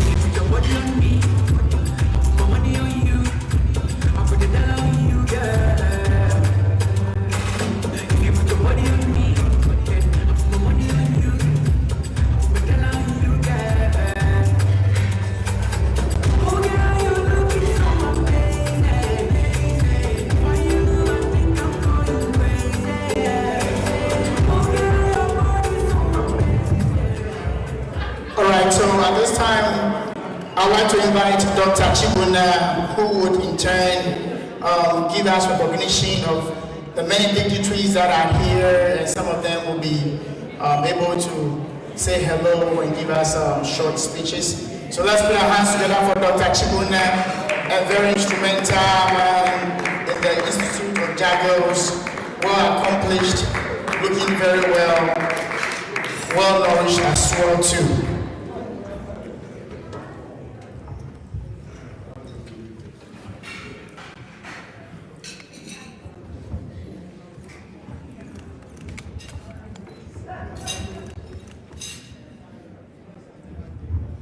Thank you everyone for coming. I really appreciate it. I have a single honor to recognize some dignitaries here and to give them some opportunities to come and say a few words. And I know that, I think it was Horace Mann that says, be ashamed to die until you have won some victories for humanity. What we are seeing here is a result of those that have won some victories for humanity. So I really appreciate it. Can we give a hand of applause to our members of Army? Okay, good. So I know that it is the quality of life that matters. It's not life itself. So I want to, bring some people up here to tell us, the quality they have received from knowing this organization. So the first person I am going to call in here will be the Inspirers Alumni Network, Ama Botis. Come and give us these stories of how Samuel Jagils, how the Institute of Leadership Studies have blessed you. Thank you, Dr. Chimana. Good evening, ladies and gentlemen. Like you said, my name is Ama Bortsi. I'm the alumni president for the Jagils Institute. Here, just to give you a brief information on what we were able to do over the summer, and also just to appeal that given everything that Dr. Jacobs talked about in terms of the leadership, what Dr. Nina has been able to say, to be able to, for you all to give us contributions and sponsor this great institution. So in May 2021, which is this year, 77 students from all around the world came together following a highly competitive selection process and joined the ESLM, a flagship program exclusively tailored for business leaders, entrepreneurs, diplomats, NGOs, CBOs, and executives seeking to advance their leadership qualities, develop a deeper connection to their talents, and build skills that strategically address business challenges head-on. This unique leadership program was and will continue to be designed to equip students with cutting-edge leadership principles and style for strategic decision-making, analytical skills to navigate business decisions, manage conflict, improve team management, employee retention, and empower one to become prominent, lead with intent and empathy, while inspiring others to create and accelerate lasting impact. The Inspirers Network currently, we consist of 75 members from the graduating class. Our main goal is to cultivate a vibrant and robust community that engages alumni purposefully, personally, and professionally, relying on the values of professionalism, integrity, and care. Since the leadership began, we have been able to do a number of things. We've been able to do the Together We Move challenge. Given the COVID-19 and the impact it's had on our bodies, we kind of challenged ourselves to begin to move our bodies, and we were very impressed with the number of people that were participating. Everybody did what they could, even those that were on vacation, aka Dr. Sam. He was on vacation, but he was still participated on the beach. We also had the strategic financial management for managers, which we had Professor Atuahin, which I believe he's here. He's the one that also graciously gave us that. And we also had the Pink It Out, which is a breast cancer awareness that we had, which our Dr. Kudia, who's also here, also gave us that. And it was a wonderful time and learning experience. We learned that breast cancer can also, men can also be affected by breast cancer, which was an eye-opener for us. And then we have been able to launch our first newsletter, which was on October 16th, which was led by our Miss Sharon Tete, who and her team, and we say big kudos to them because it was a great thing. So the Leadership Council, our board members currently consist of the President, the Vice President of Advancement and Public Affairs, the Vice President of Alumni Relations, Executive Secretary, our Deputy Secretary and Legal Advisor, our Treasurer, our Program and Event Coordinator, our Assistant Program Coordinator, our Liaison Coordinator, International Affairs Coordinator, and our Editor-in-Chief for the Inspiring Newsletter. And so there have been so many other more social, professional, and health activities that are in the pipeline. In December, we are hoping that we will have an educational program on prostate cancer, which we will share the details later. And it will be open to all, so people can register to also attend that. We hope to strengthen the alumni network as well as rework the Jagils website to make it more user-friendly and effective. And so we are pleading that tonight you will all donate to this great cause. As I conclude, we have learned as inspirers from Honorable Joanne Bird that we should stand on the friendship that we have built because it is the best kind of ship. We also work on treating each other and each interaction as a love affair, as taught by Her Excellency Dr. Joyce Banda, former President of Malawi. But most importantly, we work from our values of professionalism, integrity, and care. As the Executive Director, Dr. Jacobs Abbey, has taught us, we pray, we plan, we prepare, we remain honest and intentional, relying solely on God. And in so doing, Scripture will be fulfilled, and the will of God for our lives will be established. As Proverbs 16:3 says, commit to the Lord whatever you do, and He will establish your plans. I trust that you will all continue to contribute financially to support and to help build the Jacobs Abbey Global Institute for Leadership Studies and the Inspires Network. Thank you all.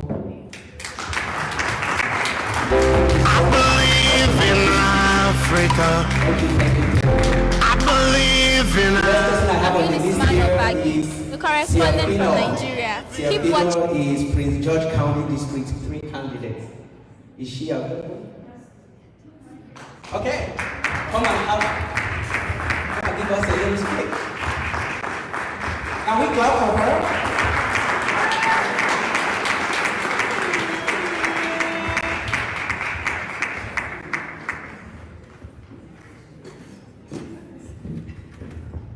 I wasn't expecting this. What an honor. I was born in Sierra Leone, grew up in Prince George's County, and I decided that the Africans in Prince George's County need a representation. And I took a big leap and I said, I am going to run for the House of Delegates in 2018. I didn't get in, but in 2021, I decided to go back at it. This time, to run for Prince George's County Council, District 3. We're so much in Prince George's County, or in other part of America, but we have no voice. We have to come together and put one of us in office. We can help Africa from here, just like the Jewish people do it, just like the Spanish people do it. You know, we can help Africa from actually being in politics here, that we all learn back home to go run for office. So I am here as your sister, trying to connect Africa, America to Africa. I want to be the bridge, but I can't do it alone. You know, we hear, you know, the Spanish people have got the message.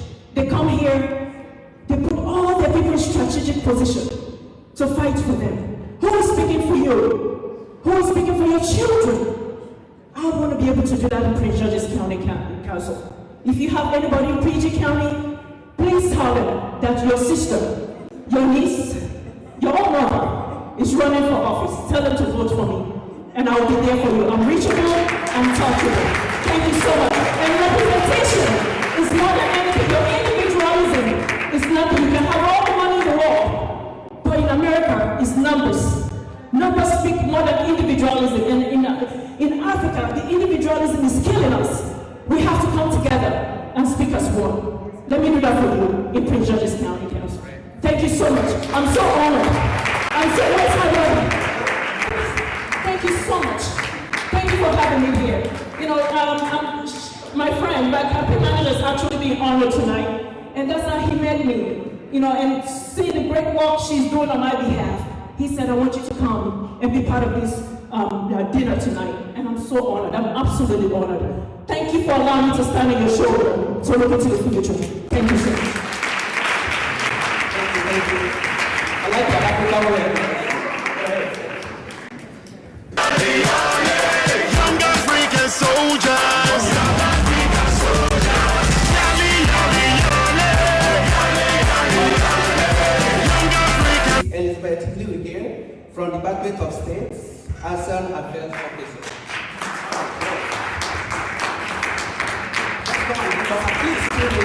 Let's give a round of applause from the stage.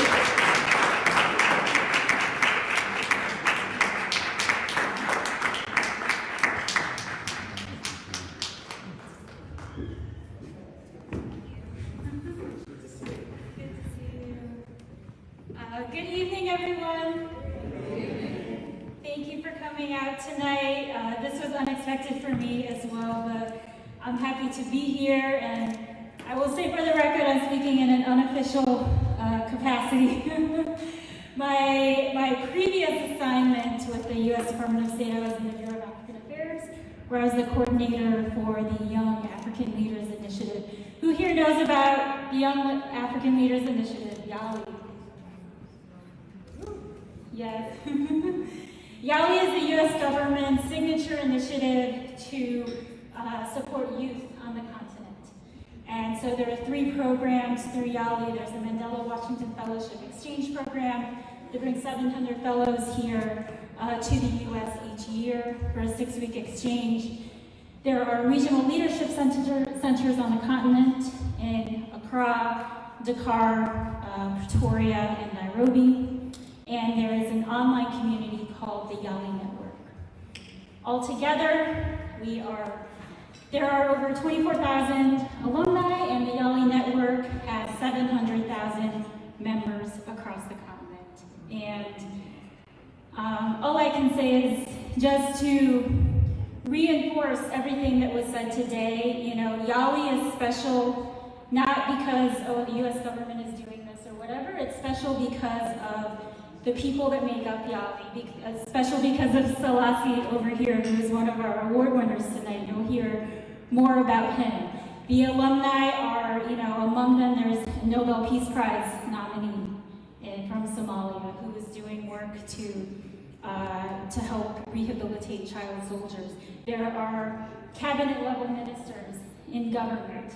For instance, the minister in Sudan right now, the one for youth, is a Mandela Washington Fellowship alumni. There are award-winning entrepreneurs.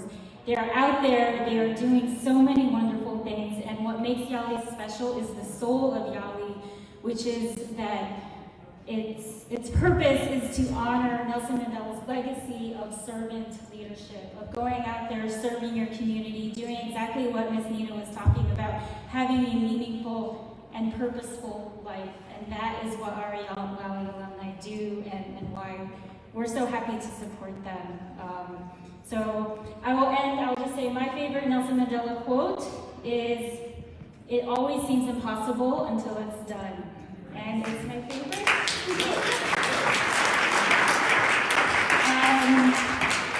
Because it's so inspirational.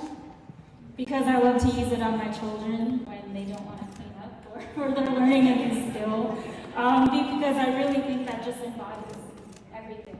You know, like never give up. It always seems impossible until it's done. So thank you for all that you do.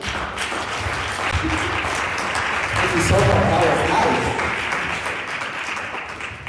Thank you. I have another person here, Monte Muyamba. Monte Muyamba is the new Deputy Director of UNICEF Global. She wasn't able to be here.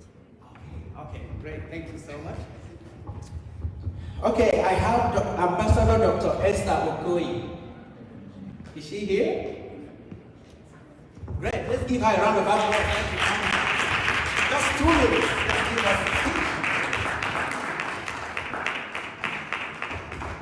Keep clapping. She's my sister.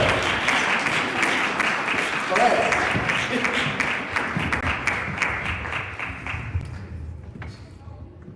Hello, good evening, everyone. I'm taking unawares, but I just wanted to say hello to everyone. I'm so grateful to be a part of this meeting tonight. It's really awesome to hear everybody speak. I'm so grateful to hear Dr. Nina. Wonderful insight that you have shared tonight really touched my heart. I am Dr. Esther Okoye. I'm an educationist by profession, and I have a heart to help those people that are disadvantaged. I have a registered organization called Checker Horizon International, and so I help to support homeless organizations the best I can. and to feed homeless and to support them with mental care. I'm also a psychologist by profession, an educational psychologist. So I'm here invited by my good friend, Dr. Ada OKIKA. I'm sure you will hear her speak in a short while. Thank you so much for calling me off here. I really don't know what else to say, but I'm so grateful and I wish you all well. Thank you. Together we can do so much. Thank you. I really appreciate that. Ladies and gentlemen, you guys have heard this all, and as you come here today, I just want you to open your heart. Okay? If you can give, you can learn. I always end with this quote: always be a giver and not a user. Thank you so much. I believe in Africa. I believe in I'm Eunice Mano Bagi, the correspondent from Nigeria. Keep watching YALI TV. I'm Adikalias Kamara from Sierra Leone. Keep watching YALI TV. My name is Afsa Samba, a correspondent from the Gambia. Keep watching YALI TV. The legal document of Jacob's Abbey Global Institute for Leadership Studies. The mission is to bring leaders across the globe together to learn transformational leadership skills, engage in activities that foster ethical behavior, build an inclusive community, demonstrate social responsibility, and inspire a commitment to excellence. Now, for this to be achieved, we all know it would take money. And I have had an extensive discussion with the CEO, with my company. I've had them in my office together with my attorneys and all. And they told me right now what the school needs is for them to build a very interactive website, because we are living in a time that things have changed. Pre-COVID, most of us didn't know we could do the work that we are doing at home. Most of us didn't know of how grocery shopping and all those things will go. But now we have learned a lot, things have changed, you can order food and all those stuff. So right now, the goal or the mission right now is for us to raise funds so that the school can upgrade their website, so they will be able to have the capacity to have more students join in their courses. When you go to some of the well-funded education, institutions or universities, you can see that, especially now during the COVID, you have many people sign up when the admission period is open, and they don't have to move outside of their home. They can do all the courses online through videos and blackboards and all that takes money to build a website that interactive. So now that we have come here well-dressed, we have had good food, we have had good music, it is also time for us to put whatever we can give our strength together to help the school build this interactive website.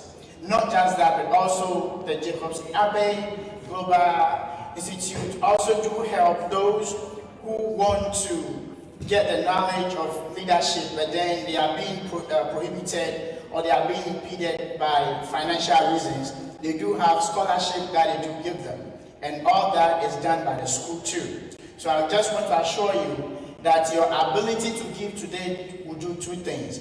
One is to help the school to build a very interactive website, and secondly, it will give a child somewhere hope in that they know that they can sign up for this class and pay less of whatever they're supposed to pay. And for that to happen, the school will need all of our help.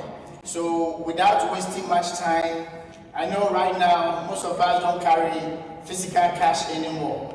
We do carry liquid cash and gas cash, which is Cash App, Zelle, and Venmo, and all those things. So I'd like to have Dr. Amma here with me, and then Madam Clark also with me. Once I mention the amount and you are willing to give, you can raise your hand, they will come to you, and then you either give through the handles We also have the Cash App, which is $Jagils. If you want to write a check payable to Jagils, the Zelle account. If you want to use your debit or credit card, I like the credit card part because you don't feel the pinch now, you know what I mean? So if you want to use a credit card, which is fine. Oh, is that me? Wow.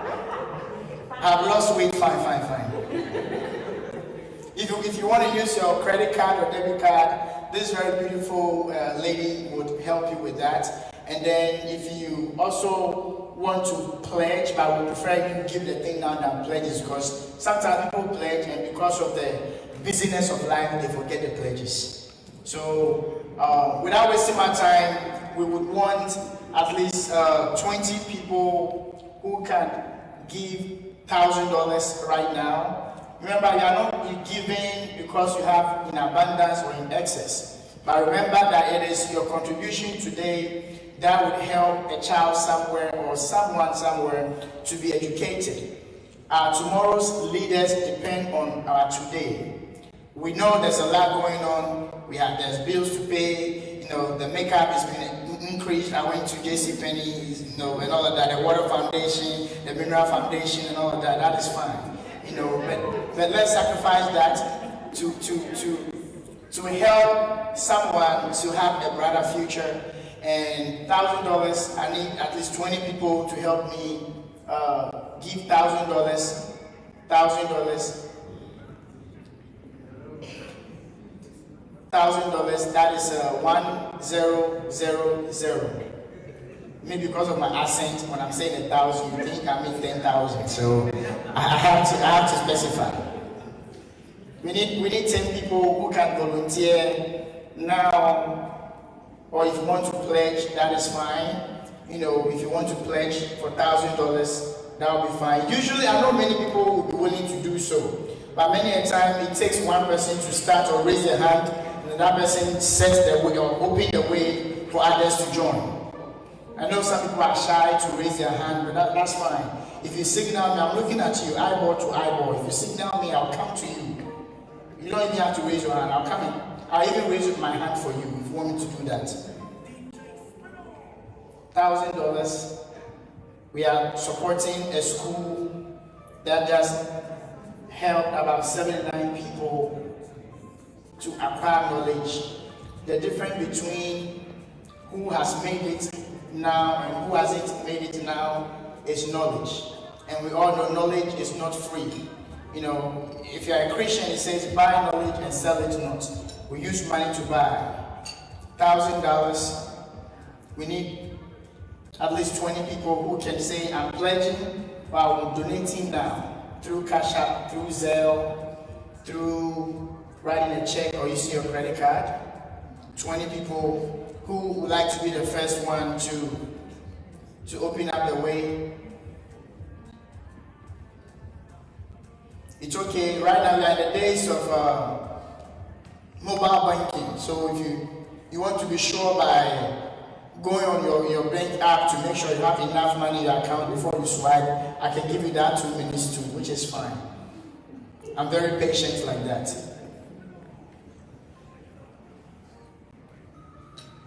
Mr. Joel, did you guys text me? Mr. Hyde, did you guys send me a text? Because my phone vibrated and I saw your name, so I didn't know whether you were shy to raise your hand or something.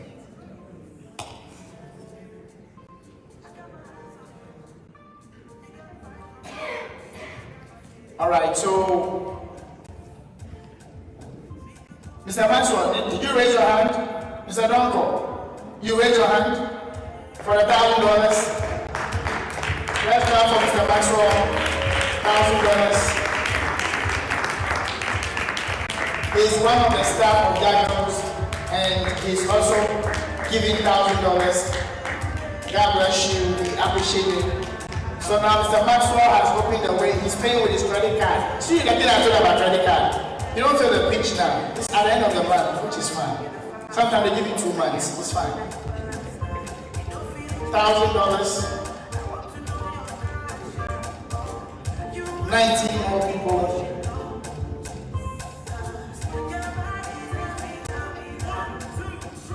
I think maybe to help you back. I get close to the table because some people wouldn't want to raise their hand.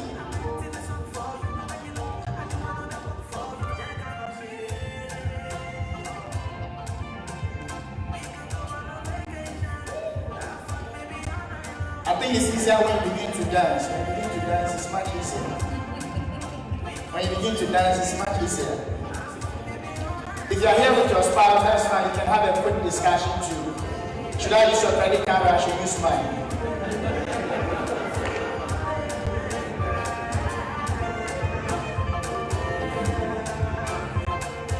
Some people are refusing to make eye contact. It's fine. It's safe.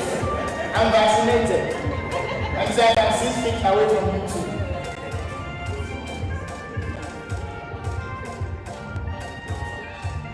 And just some people on their phone, even though their phone batteries are dead. To make it seem they are responding to a text, it's fine.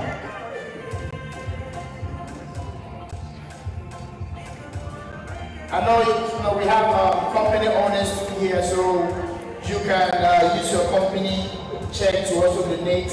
I know we have attorneys in the house. Attorneys make enough money. Just the retainer fee alone is enough to buy a house.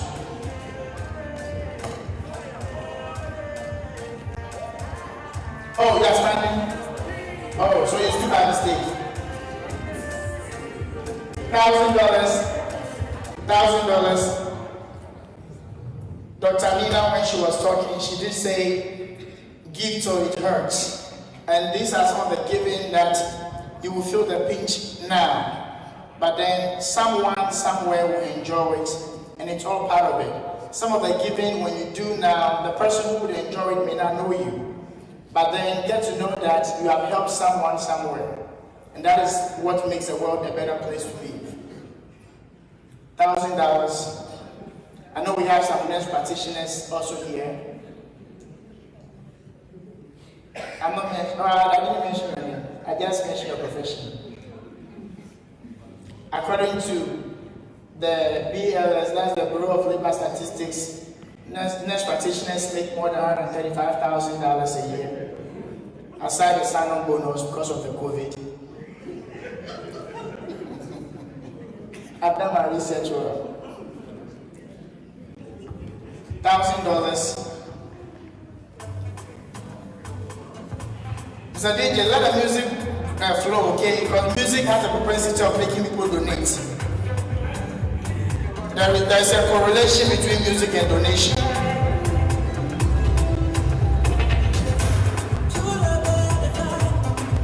Alright, so I'll come back to the 1,000.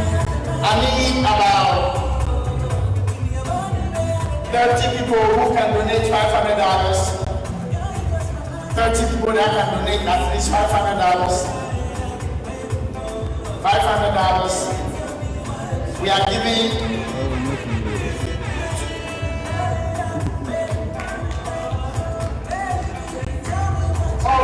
Oh, please, let's put our hands together for Dr.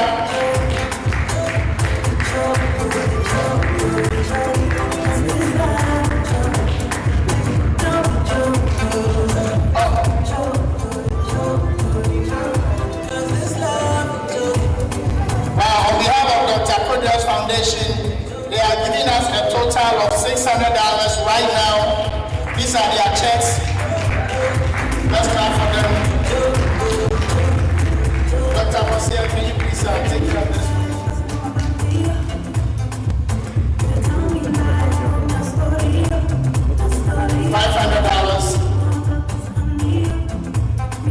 $500. Let's clap for Dr. Timbos. He's one of the most well-accomplished attorneys in the United States. He's a criminal defense attorney, also a constitutional attorney. And actually, this is the beauty of being at. Mr. DJ, let the music come down small. I told you there's correlation between music and money, you see? And let me just say this. Timbos is one of the big attorneys you can ever have. I know his retainer fee is more than $500,000, but because we've met him here, if you need him, you can reach out to the CEO and then just put in the zip code Jagils 2021, and then the price will drop to just $200. Let's put our hands together for Tim. He's a very great guy. He's a very great guy. And then our mother too is given, right? Oh, please let's clap for her. This is cash. The thing is very heavy. Just so you know, we have ATM too at the corner, so if you don't want to use your credit card. So DJ, now let the music come up again, okay? The music is doing the trick. $500. Dr. Nina too just gave us $500. Let's clap for Dr. Nina. Upon all that she has done for many people, she's still doing more. You don't have to have so much to give. You can give from whatever you have now. It's sharing.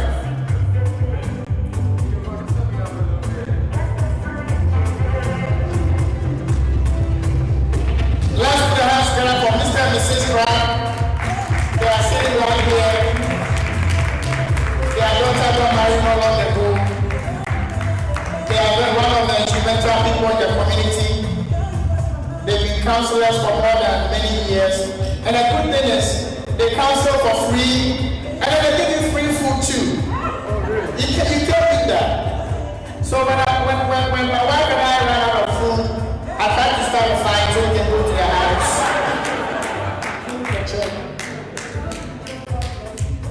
So if you are here, you are single, or you are married, and you need a clarification on an issue, they are there to give you their help. They are very objective, unbiased, well experienced.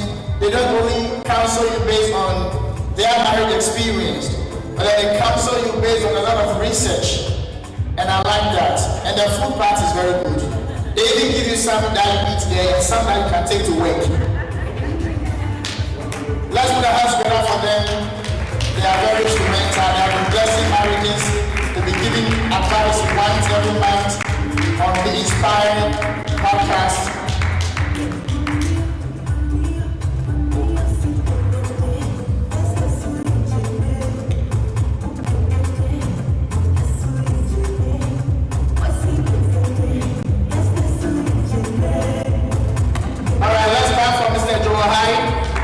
Mr. Joelene is giving $500. Mr. Hyde.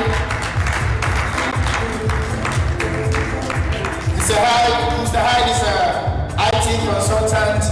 He teaches IT school, so I'm not surprised he can give $500. He should have gone for $1,000, because IT people make a lot of money. But all the same, we appreciate the giving $500. If you want to pledge, that is fine. If you want to say, I want to give $500, and you can state when you think you can do that, so that is also fine. Oh, Pastor Patrick and First Lady Gloria, let's put our hands together for them. Pastor Patrick and First Lady Gloria, they are also giving their check.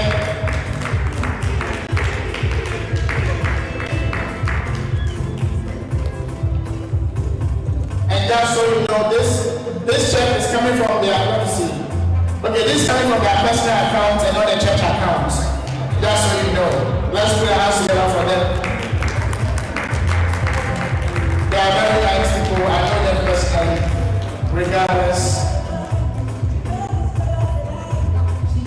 $500.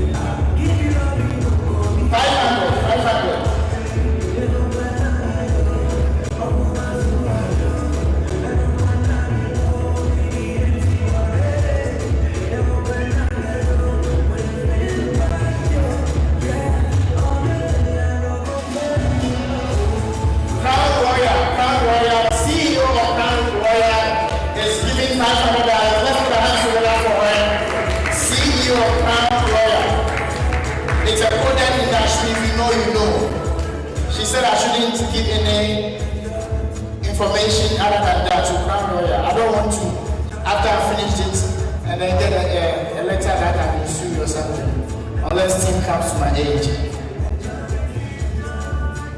$500.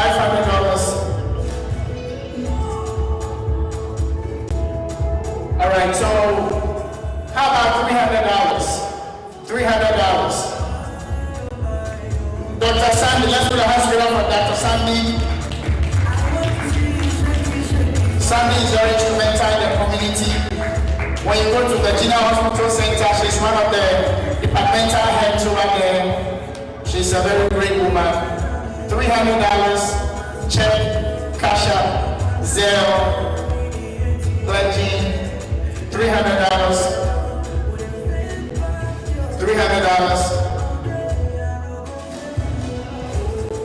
$300. We are giving to make the mission of Jagils successful. We are giving to make the mission of Jagils a reality. Remember that some of the benefits that we enjoy today in the community, regardless of where you live, is as a result of someone giving. Some of the state parks and the county parks that we use, some individuals volunteer to do that on their own, and we enjoy it. And that is what we are trying to do. That is what we are trying to do. $300. Let's put our hands together for our mother here, for our psychologist, our educational psychologist. Yes, she just gave a very powerful speech.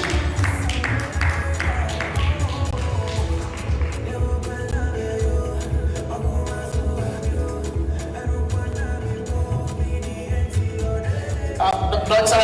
Can you please come here for me, please? Just so you know, your organization too can also donate. Your organization too can also donate. Let's put our hands together for CEO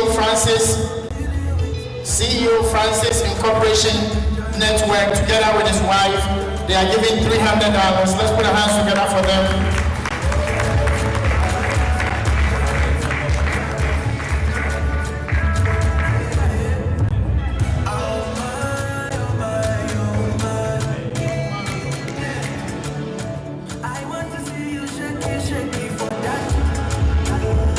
Legacy International also just gave us a check. Legacy International just gave us a check. Let's put our hands together for Legacy International. Legacy International.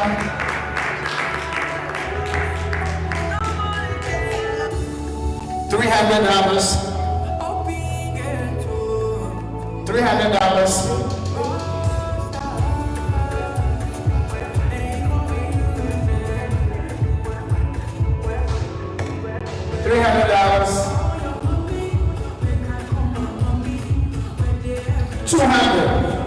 $200. What I want you to understand is giving regardless of what amount you give.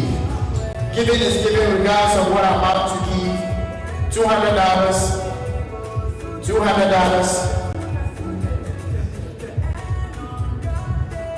Let's put our hands together for Gold Legacy Radio. Gold Legacy Radio. Let's put our hands together for Gold Legacy Radio. Is the CEO. If you sing, whatever you do, you can utilize them. They are the best in town. Reverend Julius Nyamado and the wife have given a handsome amount. They don't want me to mention it. Let's put our hands together for him. God bless you, Reverend Julius Nyamado and the beautiful wife.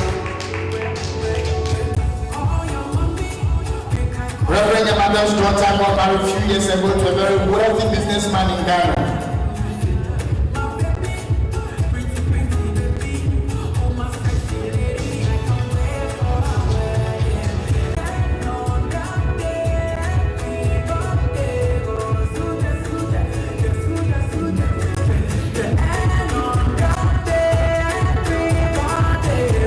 Mr. Lena has given us $300 cash. Let's put our hands together for him. Let's put our hands together for him. God bless you and thank you, Mr. Lena. Thank you. $300.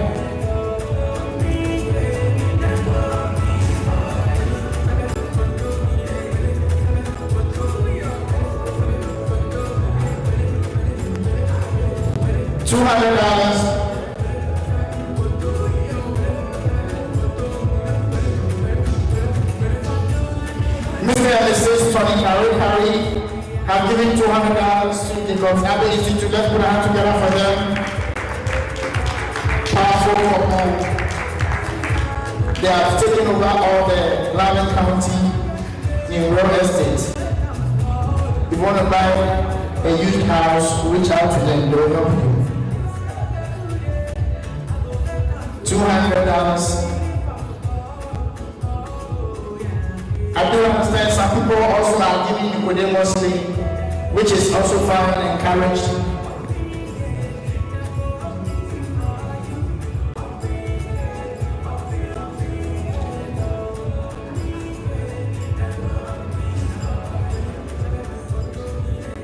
I want to acknowledge Mrs.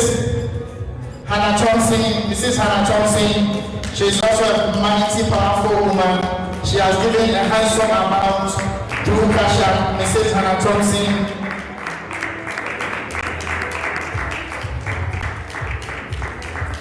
The CEO of Better Immigration Services.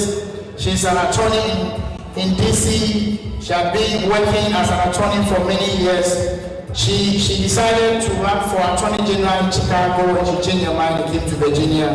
She has also cashed up a mighty amount to the cash out. Let's put our hands together for Attorney Udodu. Attorney Udodu. Attorney Udodu comes from a very wealthy family, has siblings all over the world. You can connect. $200.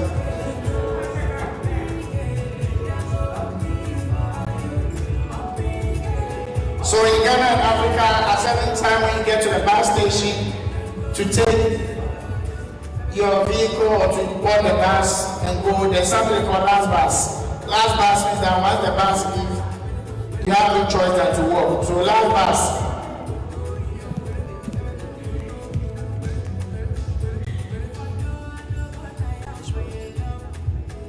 Brother Ishmael too has also given a very handsome amount. Let's put our hands together for Brother Ishmael. Brother Ishmael, we acknowledge you for your giving. The tremendous amount that you have given is acknowledged.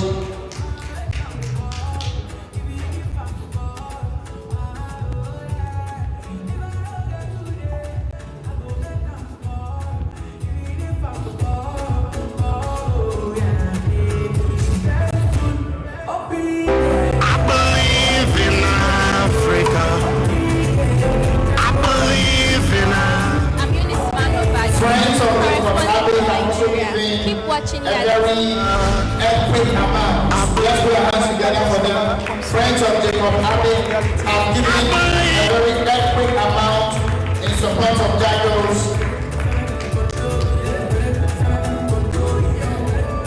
Last bus is $100. $100, $50 is last bus. $100.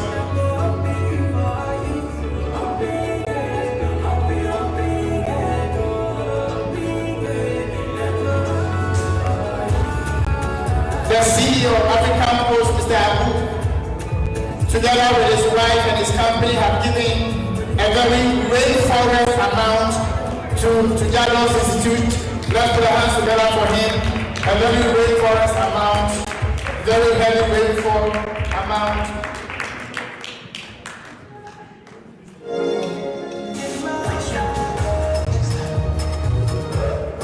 Who is giving the flat amount? I need a flat amount. Flat amount, that one is touchy. Flat amount. Flat amount. Flat amount. But just so you know, we don't only appreciate the giving, but we also appreciate your time and your presence now. You've been here since 7. I'm sure you got dressed since 5:30, sat in traffic to make it. So that is more important or equally important to the financial giving too. Because without you here, all of this cannot come on. Yes. And I do understand there are some who want to give but they don't want to be recognized because of security reasons. I do understand we have See, this is the flag amount I'm waiting for.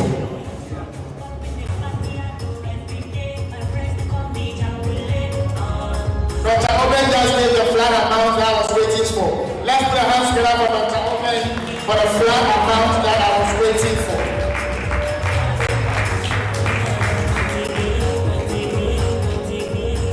All right, I do understand.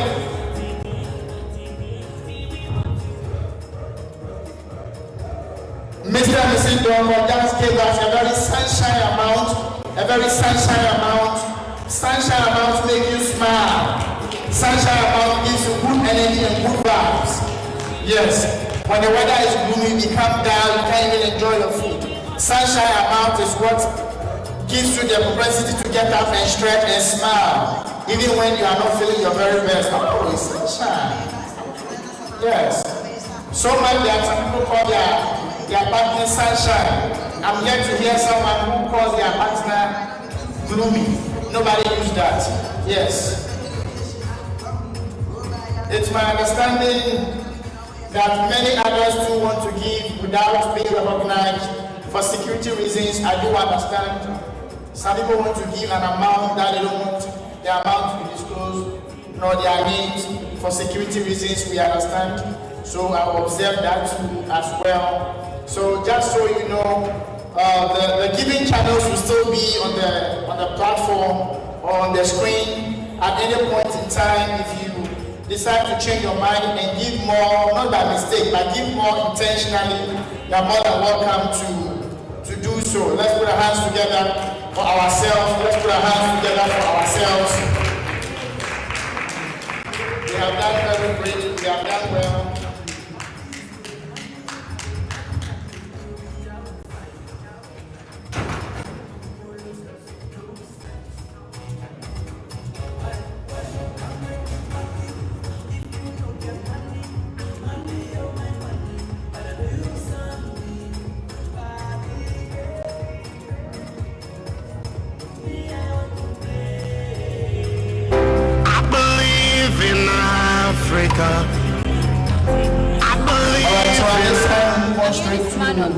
The time for the awards, we have many awards here. We have many awards here, so this is the time the recipient to be called. My name is recognition. There's a reason why you get an award. Award doesn't go for everybody. It goes for people who have done something tremendously in the community, in the society. And at this moment, I have Dr. Abe takes over from here. Thank you, and let's put our hands together for ourselves. We have done very great.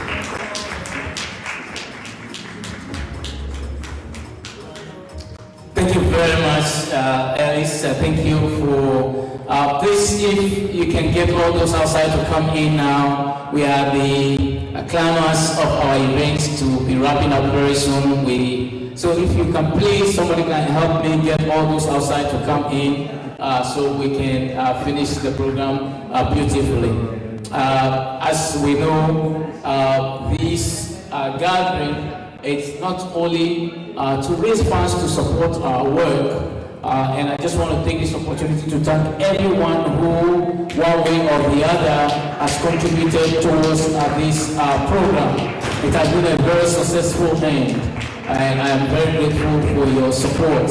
You know, there is a joke between Alice and I, and we say that this is a 5-star hotel. And so Alice and I, we joke and says that, well, if you come to this program, you are not charged to pay a fee to enter. But just get to know that one plate of food is more than $100. And so Alice and I have that joke that how can we sustain this program if we keep inviting people not to pay ticket to come. But one thing I believe in so much, it's not about the money.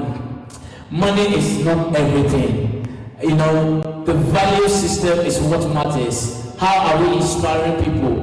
If you inspire people and they get inspired, they will support it. There's no doubt about it. And so don't let money make you lose your value. But I will encourage you, just think about the other person who is on the street, who needs to be helped. And we are a brand for that purpose. At this point, we are going to recognize individuals who have worked around the globe and who deserve to be honored. And the first award, which is named after that powerful, wonderful woman that we all met here a few moments ago, Dr. Nina Mayoff. The reason why this award was named after her, apart from her global work, we also realize that there is a need for us to protect and maintain her legacy. And our dream and hope is that 5 years from now, this institute will be a global university with full accreditation in almost every courses. You know, your club determines your fate. And the fact of the matter is that we are already in the process.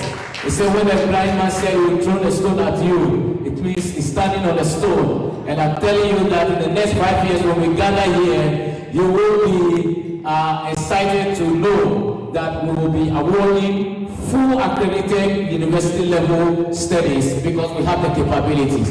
Thank you very much.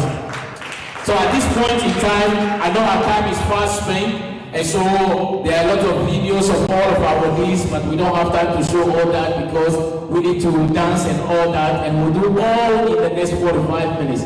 And so please hang in tight and we'll get there. And so at this point, I want to invite my two good friends who will be by me, and we will do this award presentation. If Dr. Sheila America is here and Tony Rundodo, please join me here so that we will introduce this August recipients.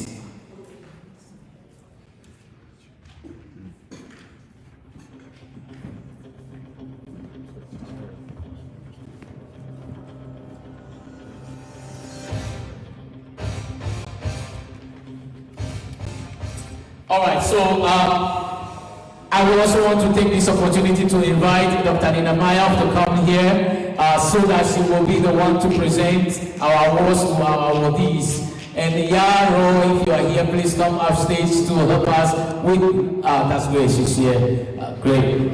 All righty.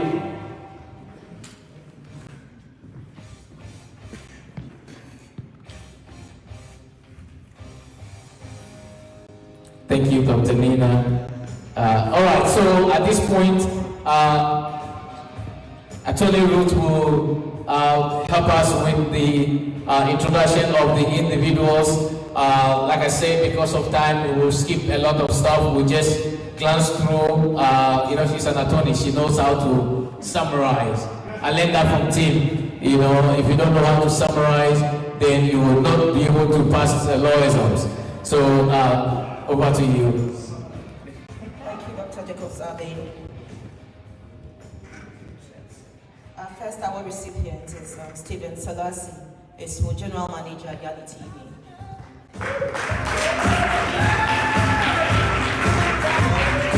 Selasie is an entrepreneur and communication consultant. He has over 10 years experience in youth and grassroots advocacy, working with NGOs and CSOs across Ghana.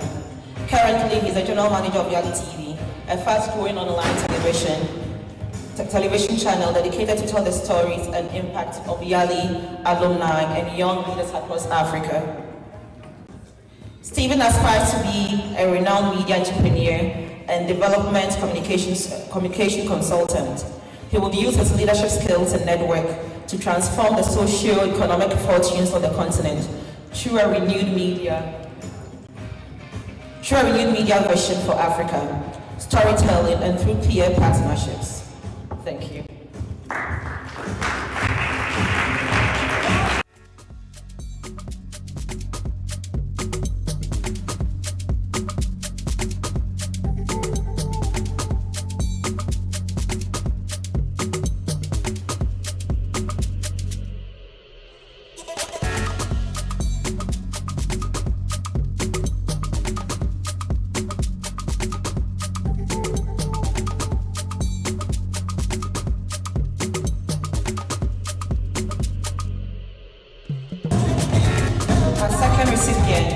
Is Joelene Anom, founder, Foundation International. Joelene is the founder of Purpose Relief Foundation International. She's a native Ghanaian. She obtained a bachelor's degree in business administration from the University of Bedfordshire, UK, and a master's in mass communications from Wisconsin University in Madison, USA.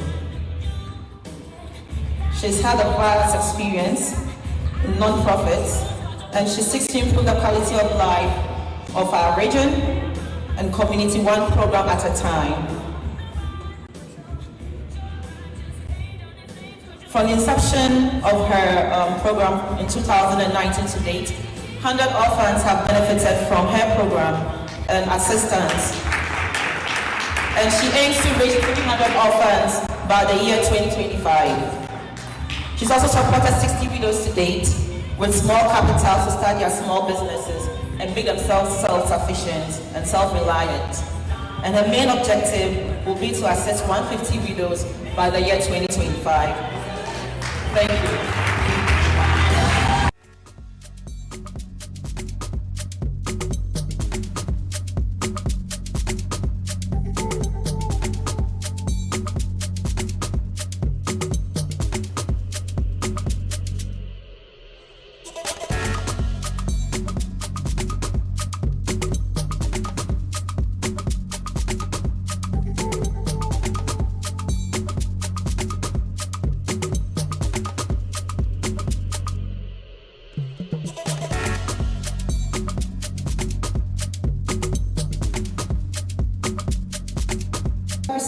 Dr. Adama Kaloko, Executive Director, Impact Sierra Leone. Dr. Adama is a proud descendant of Sierra Leone and has always had a passion for helping others and international development. She's the founder of Impact Sierra Leone, an organization founded to reduce socioeconomic challenges in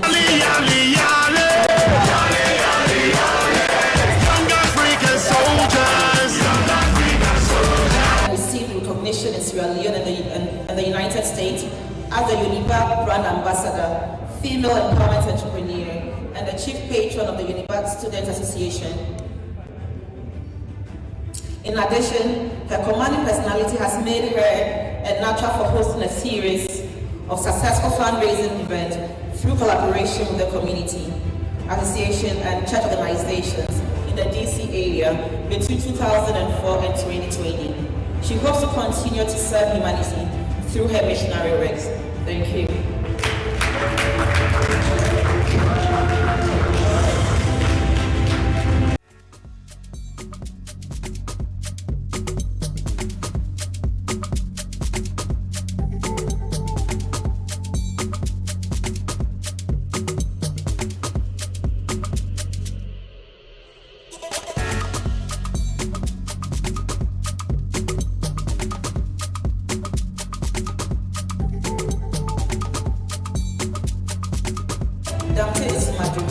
Executive Director, Gold Legacy Media House,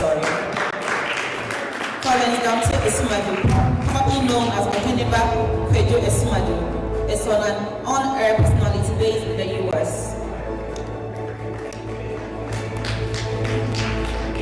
He has a business under the Gold Legacy Media House, Gold Legacy Pictures, and Gold Legacy Records. He has a lot of businesses. Mr. Ismadu believes that, Mr. Oheneba Kojo Ismadu, as he loves to be called, has over the years taken it upon himself to inspire and motivate his audience across the world through the word of God and motivation on his radio station. And that has caught the attention of thousands of people globally. With his experience in leadership and as a professional teacher, Mr. Ismadu has helped mentor many youth in the Francis-Xavier district in the eastern region of Ghana on the need to take education seriously. Thank you.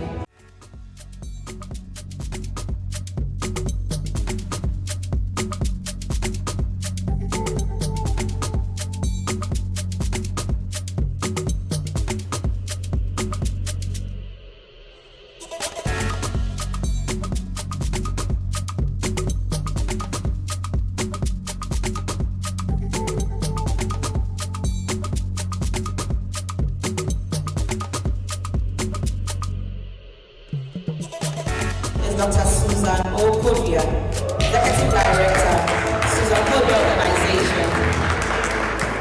Susan has been an oncology nurse for 20 years with different roles throughout these years. She has a passion for teaching and has played the role of precepting both student nurses and a new staff nurse for about 15 years. Susan Okodia empowered underprivileged girls from age 6 through 20 and provided financial assistance for these girls with several things ranging from educational to health needs. Thank you, Dr. Susan.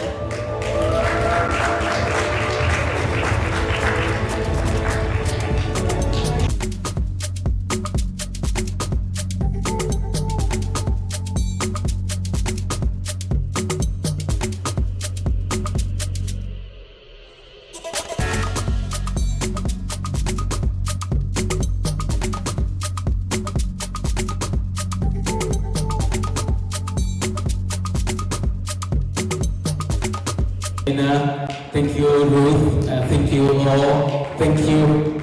Yes, sir.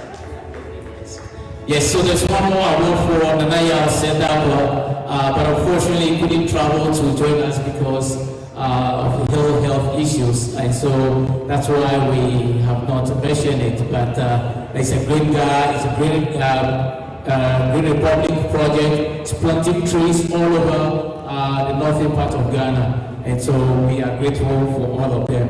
All right, so we now go straight to our next batch of awardees. Again, pardon me because of the time factor, we have to speed up so that we can enjoy the rest of the night.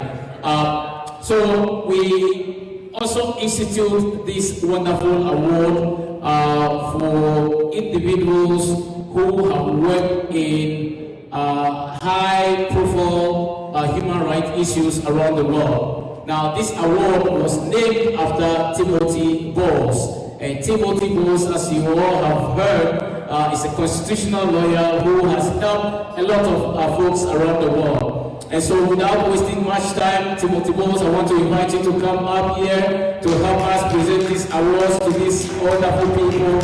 And where is my yard, please?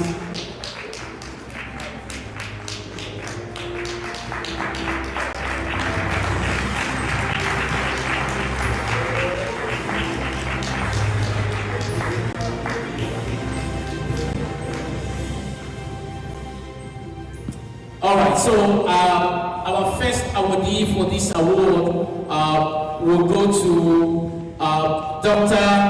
Adazi Ada OKIKA, who is the Executive Director, Center for SDG Global Education in the U.S.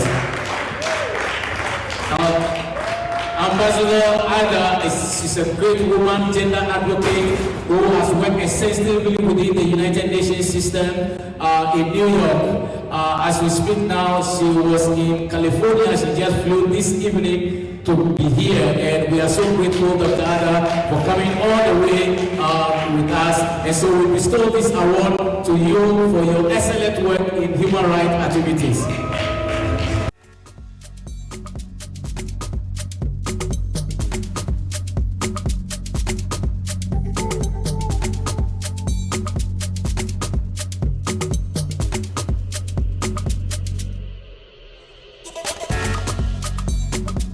Our next awardee is someone I call a friend. I have known him for a very long time.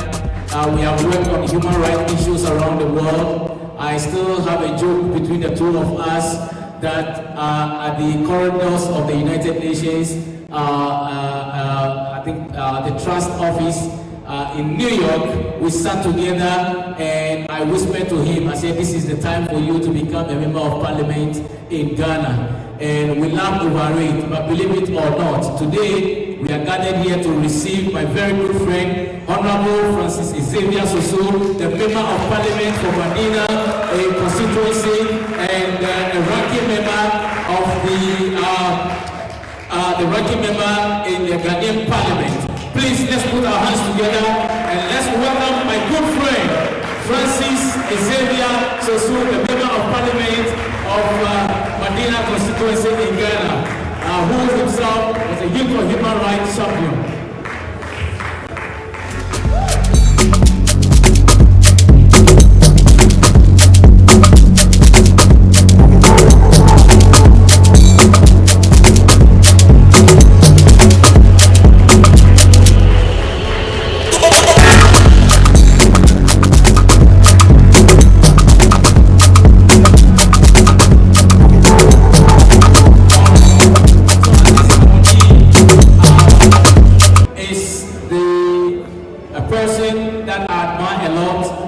name is Ambassador Dr. Regina Inem.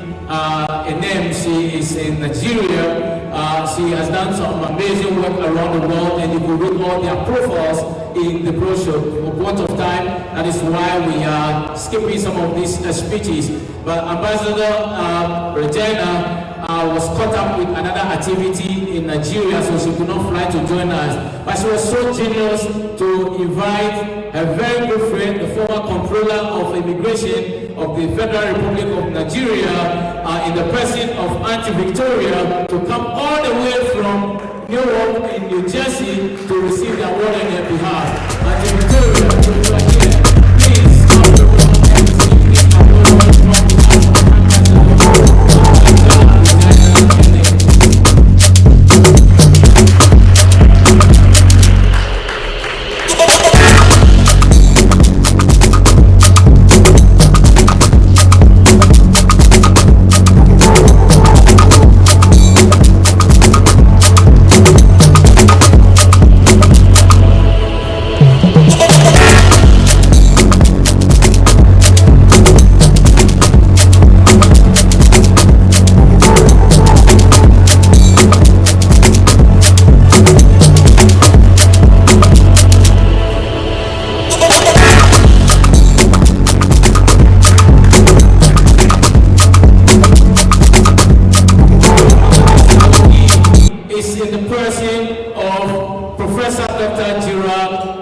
from Onyari, the chairman of the board of trustees of Jagils, who comes all the way from the Republic of Kenya to be here to receive this August award. He has been a good leader who has served our organization with all his heart.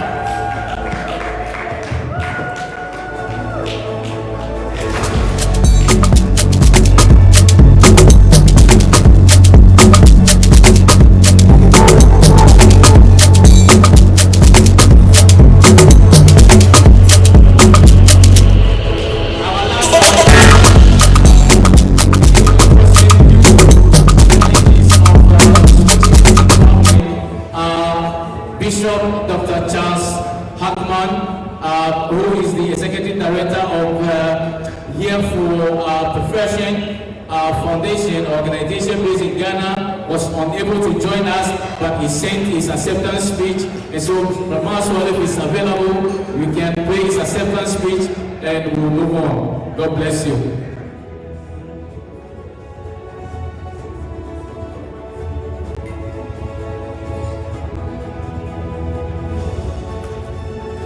Okay, I think if it's not ready, we will move on so we can continue with our presentations. God bless you. Thank you all. God bless you. Thank you, team. God bless you. All right, so we have one category of awards, and that award is in recognition. It's a citation that we offer all the time, and so we want to present those citations of honor to people who have worked and helped us in various ways. So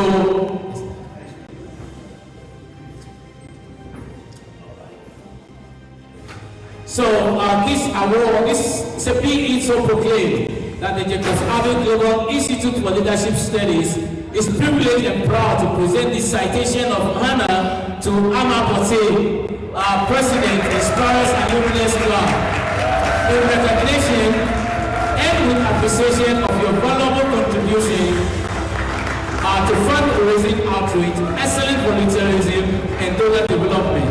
Your passion for helping others, high integrity and innovative ideas are absolutely contagious.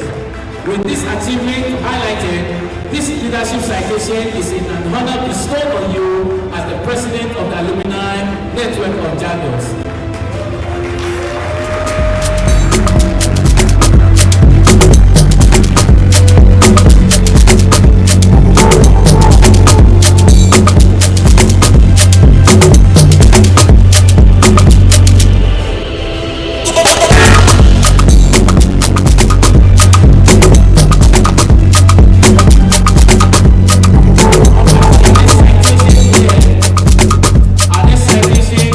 Says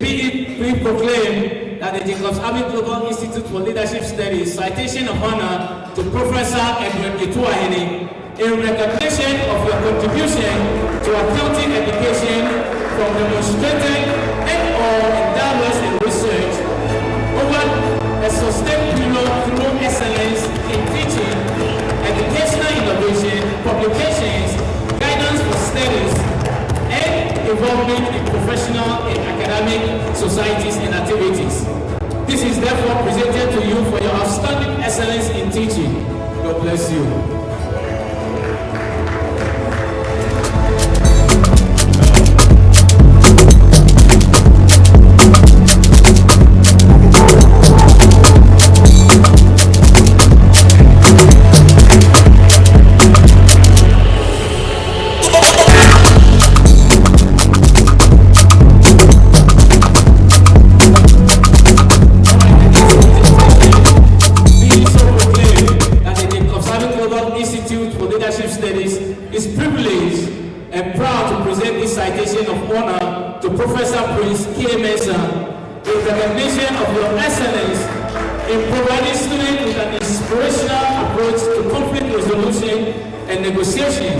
Generating student enthusiasm and creating effective approaches to learning by initiating and coordinating the integration of theory and practical classes in the Executive Strategic Leadership class.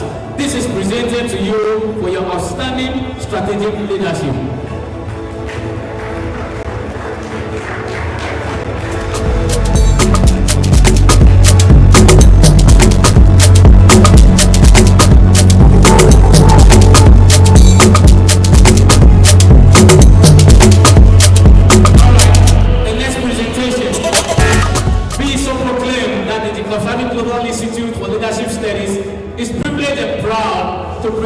Citation of honor to Dr. Chibuna Emmanuel Wawia in recognition of your outstanding leadership, strength and dedication in building community partnership to advance education, health and quality of life of others. With appreciation of your guidance that light the path to others to follow. Thank you for your commitment and the vision have made all the differences. To my good friend, for your outstanding leadership in healthcare.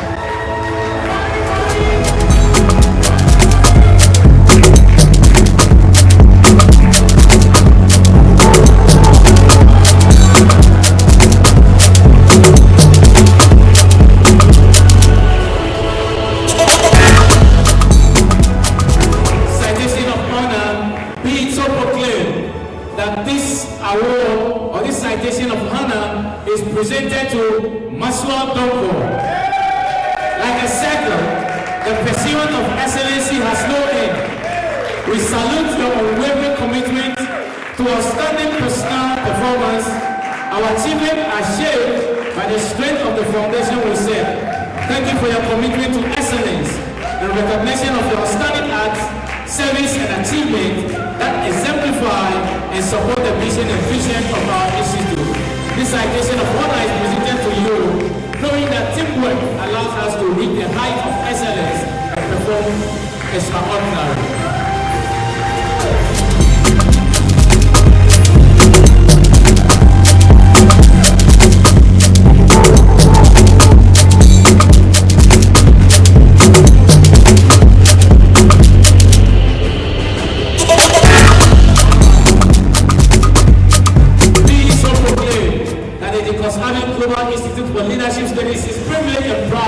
To present this honor of citation to Nagoni Jacobs Abi. With heartfelt thanks for your world-class in humanitarian services and leadership. Your willingness to share your ideas and selflessly give your time to help others an inspiration to us all. We value and respect your exceptional skills, dedication and professionalism. We are grateful for your vital contributions to our success. This award is bestowed on you for your exceptional support and dedication. That's my lovely one.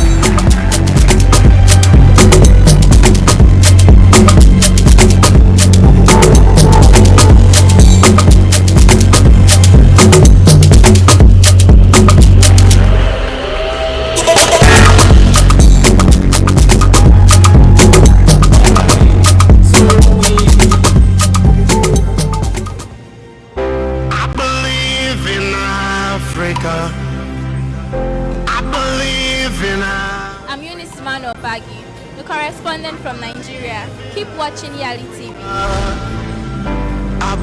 I'm Adikalias Kamara from Sierra Leone. Keep watching YALI TV.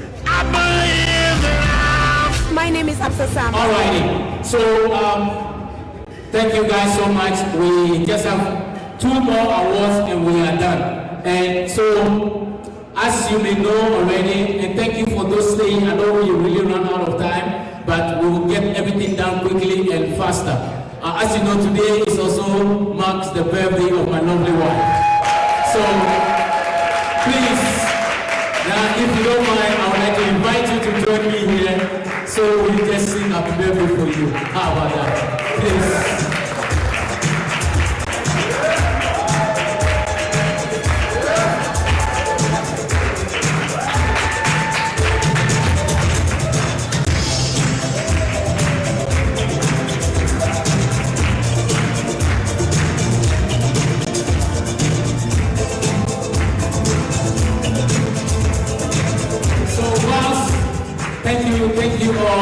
Thank you all. Well, I also thought that it's important as we celebrate her to present this beautiful picture of her to her, and this is to show her how much we honor and appreciate her. And so thank you for all that you do, and that's a beautiful picture of you. God bless you. Say that. Now turn it around. Turn it around. There you go.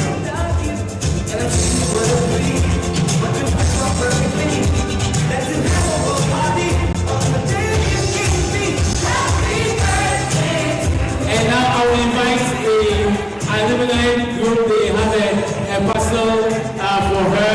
And so I want to invite all of them to come and do a quick presentation to her. I think this is important, even though time is gone. I'm very successful in what I do because there is a woman who gives me a peace of mind. And I think it's important to pause and celebrate her. So thank you for understanding and thank you for staying. That's the right thing to do.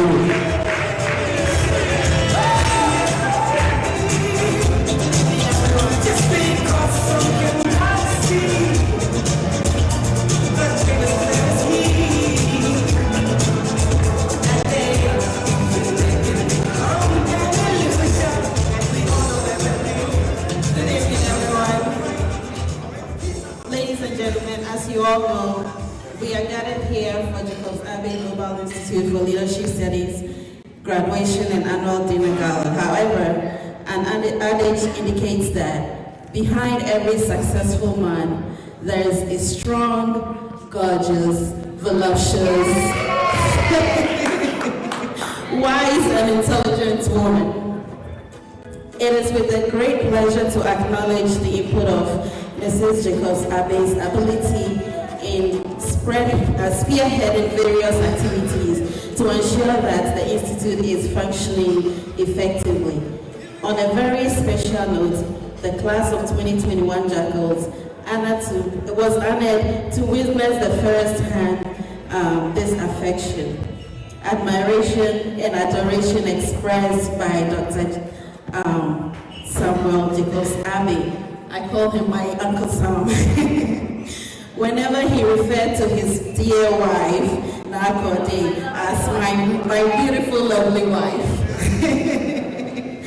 Tonight, we see it deemed absolutely fit to acknowledge Mrs. Nakode Jacobs Abbey on her special birthday. Mrs. Nakode, it is a blessing and an opportunity to honor a virtuous woman like you. We thank God for your selflessness as you continue to shine, not just in your home, but in the lives of many here and abroad. We take this opportunity to celebrate you and wish you a very happy birthday and many more. Happy birthday.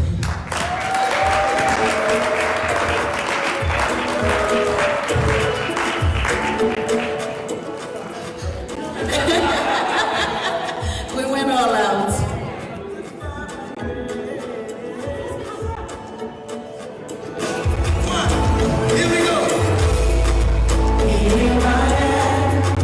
I have survived. I am so sad.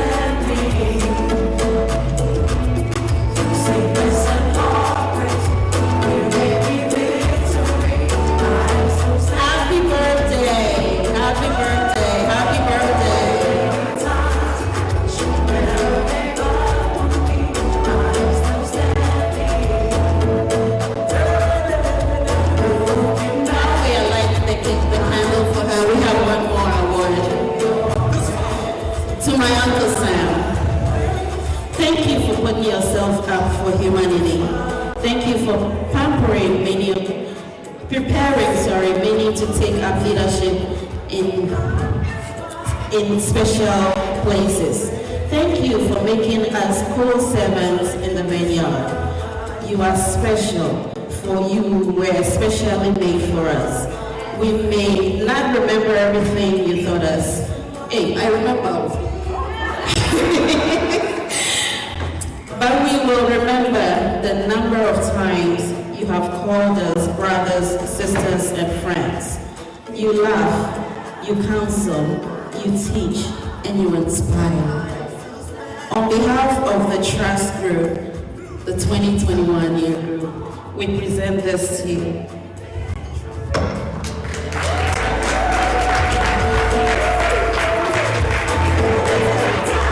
We don't want you to forget us ever, so that's why it's heavy. Thank you. And then we also have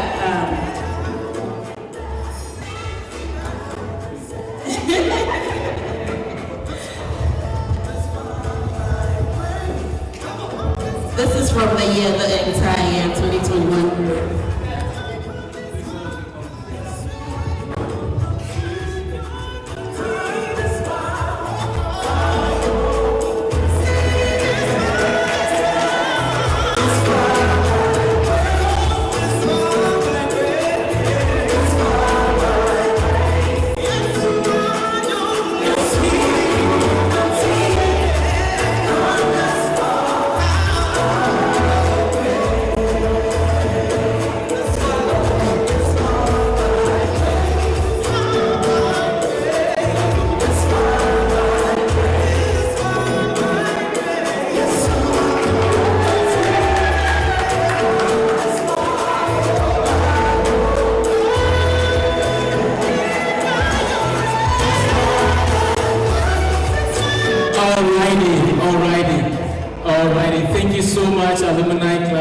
We sincerely appreciate it. Because of the time, she could not give a speech, but I love her anyway. Please stand with me, don't go. At this point, I know time is spent, but the reason we are here is to honor Timothy Bowles. And once again, I want to thank all of you for your time, your patience, your sacrifice.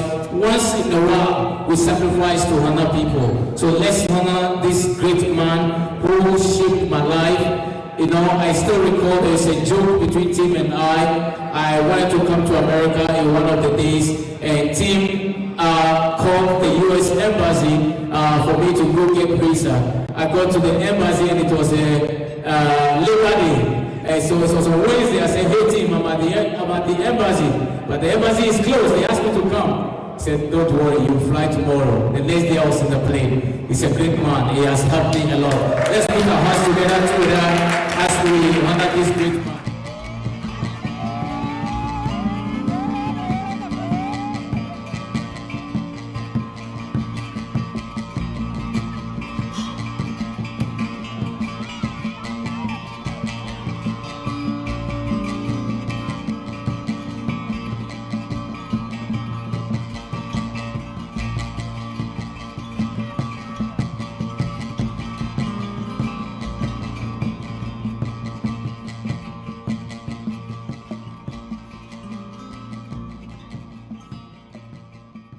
I first met Jay in 2005 at a youth conference in Ghana.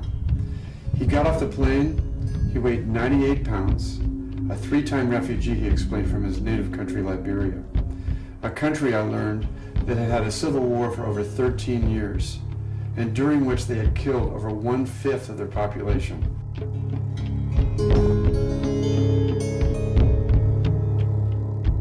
I was 9 years old when the war started. I was 20-something years old when it ended. That's my entire youth there. Did I ask for that? No. But I always said to myself that these things happen to me for a reason. And so I was going to do something about it. I didn't know what I was going to do. And what really struck me about him was his quiet determination. Not hatred, not revenge for what he'd experienced, having family members killed, but a quiet determination, a strength to create a greater future for peace and understanding for his country. I would go home on the way home and I was here in a cafe. I needed money to go in there. So I saved up a little bit, and I went in the first time to browse. And I said, type whatever you want and you're gonna get information about it. I typed human rights. And that's how I found Youth for Human Rights on the internet, just amazing.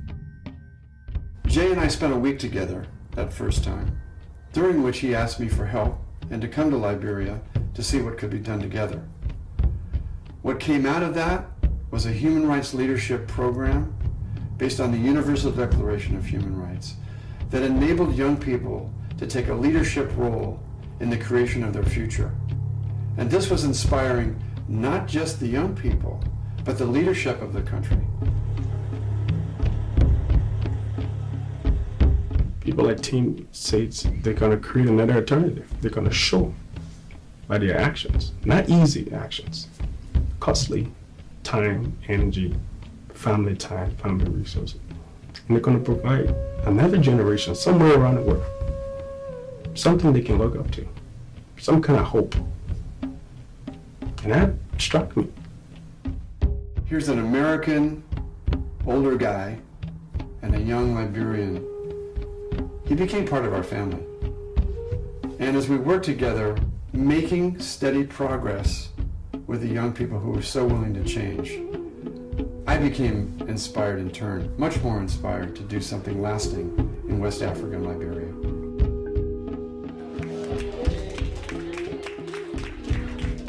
And we have more work to do. Oh yeah, boy.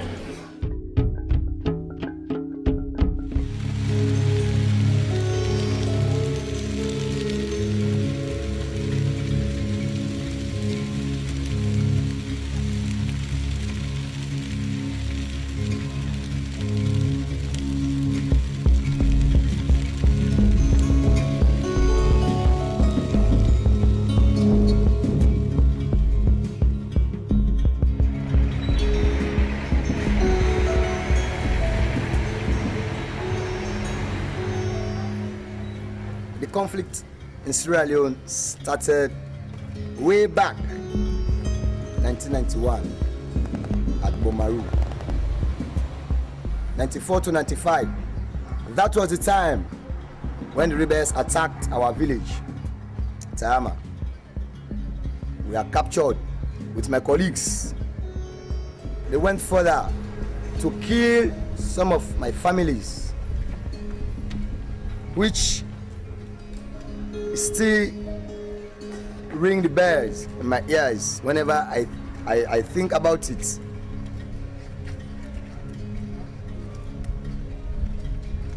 The rebels really, they are our brothers, but they turn against us. They be our enemies. They burnt our village, destabilize our location, vandalize everything we have, kill a lot of people in front of me.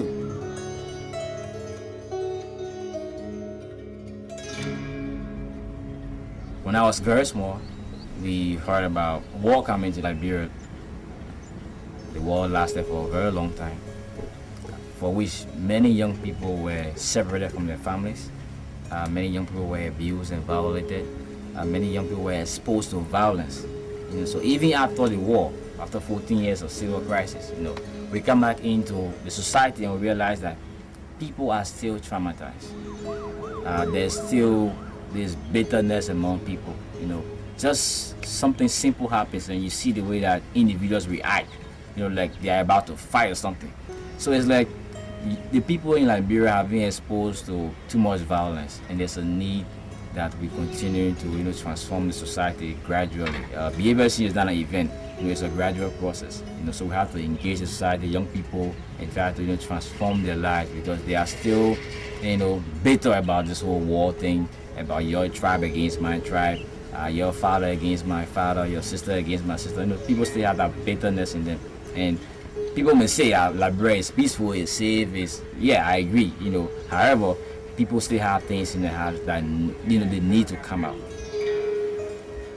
I think that in Ghana, the key challenge has to do with unemployment and poverty. Most of our big cities are quickly urbanizing at a rate that even the policymakers cannot catch up with. This is creating a certain transition between those who are rich and those who are poor. The middle gap is causing young people who do not have money, have jobs, have any know-how to create a better well-being for themselves to be idle. And in their idleness, the only way out for them is to get engaged in gangs, to start robbing people. So that is a key problem in Ghana today.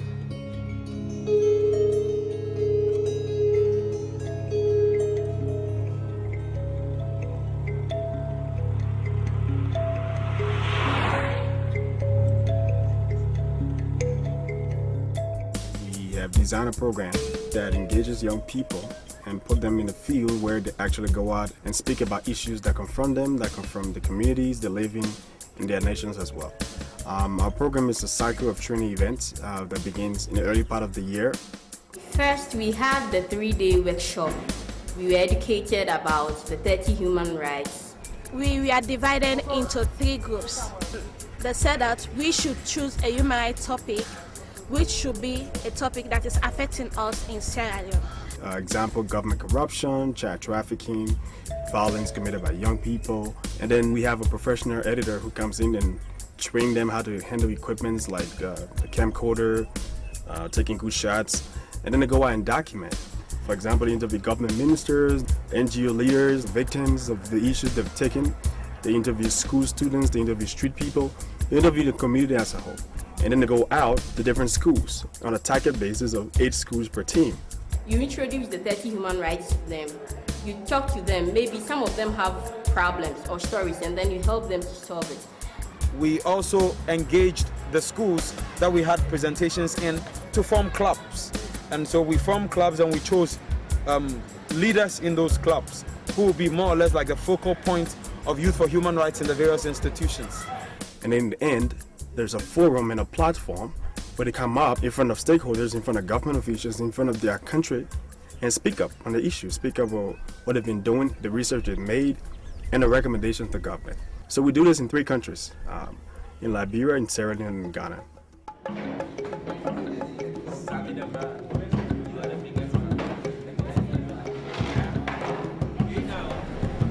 I think putting young people in a position where they have to step up, where they have to use their practical skills and think on their feet, is an educational experience that greatly enhances their book learning.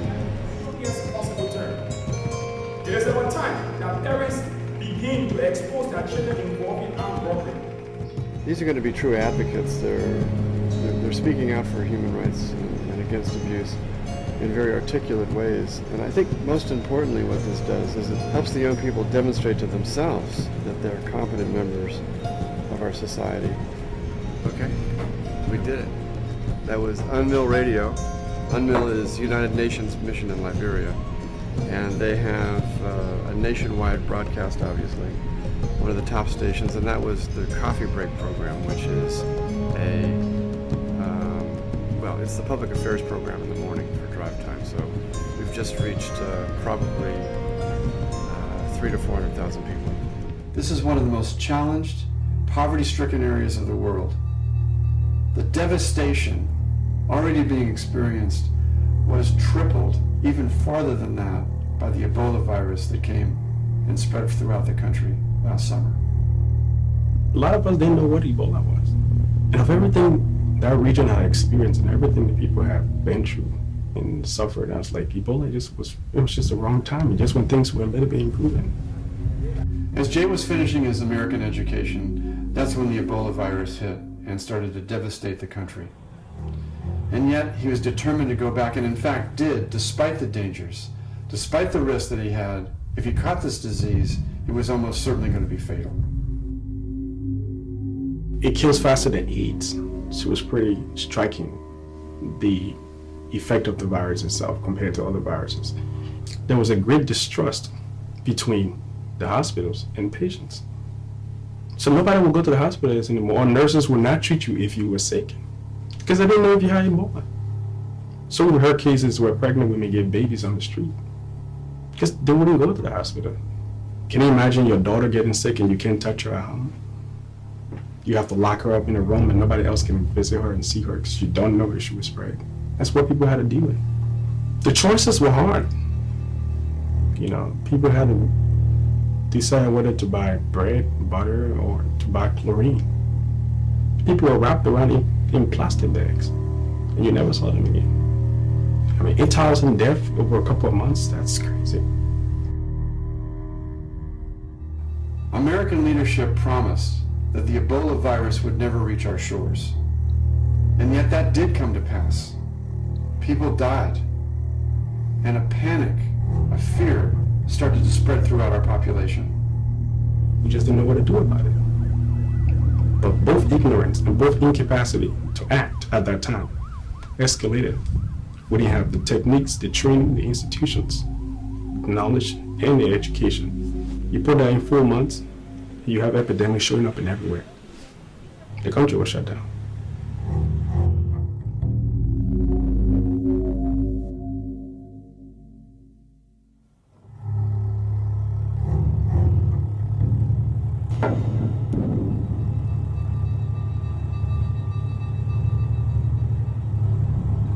Ebola told a lot of stories, but what needs to be done was greater than the virus itself.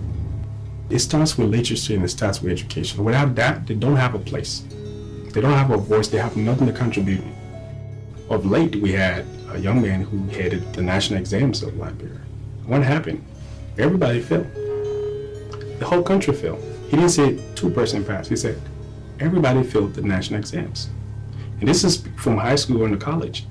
Everybody failed. These are standard tests. We have this crazy dream.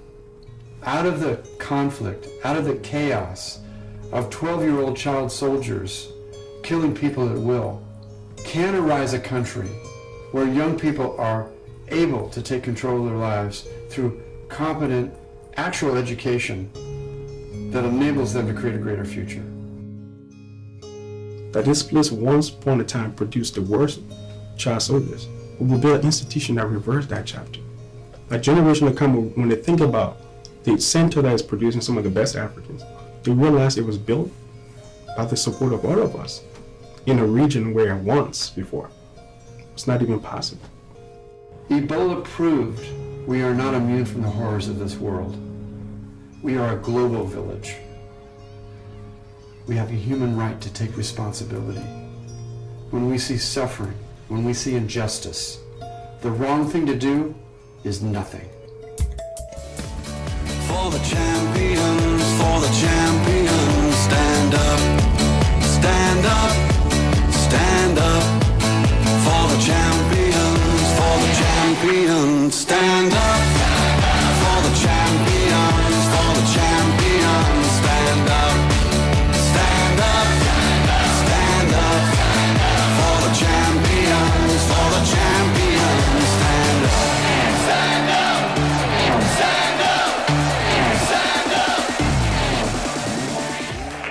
Now, there are a few things I want to say about Tim, and then we will present this award to him, and then we will give him an opportunity to talk to you maybe 5 minutes, and then we'll wrap up. And then afterwards, we'll play a video of him. We wanted to play a video of him before, but we are looking at the time. We want to respect everybody's time as well. But Tim came all the way from downtown Pasadena in Los Angeles for this purpose. And I think I want to thank all of you for staying in the recognition of his work. So to begin, I will first of all, see, now I'm sure most of you know that I love arts, even though I don't exhibit it. So please, let's welcome Timothy Moss. Please.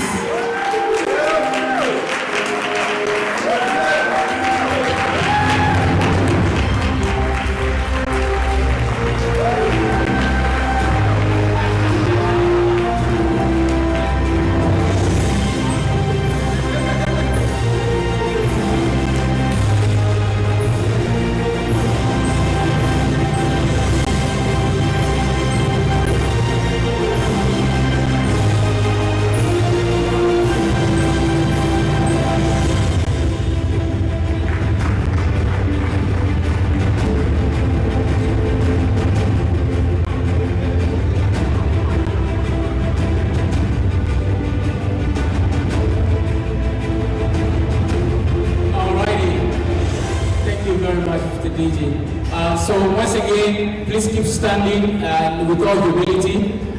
This is a very beautiful plaque to honor Tim Bowles, and it reads Lifetime Achievement Award presented to Timothy Bowles.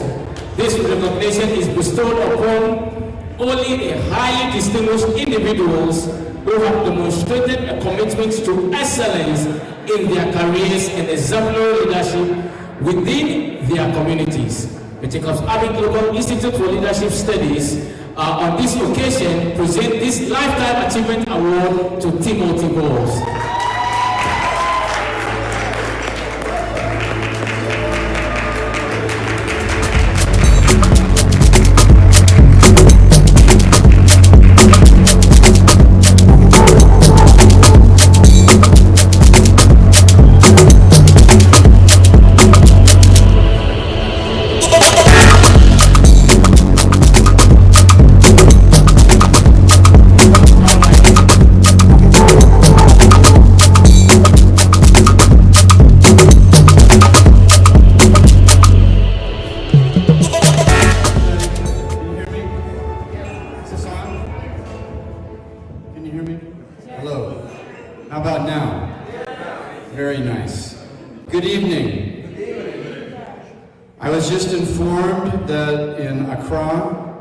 It is now 3 a.m.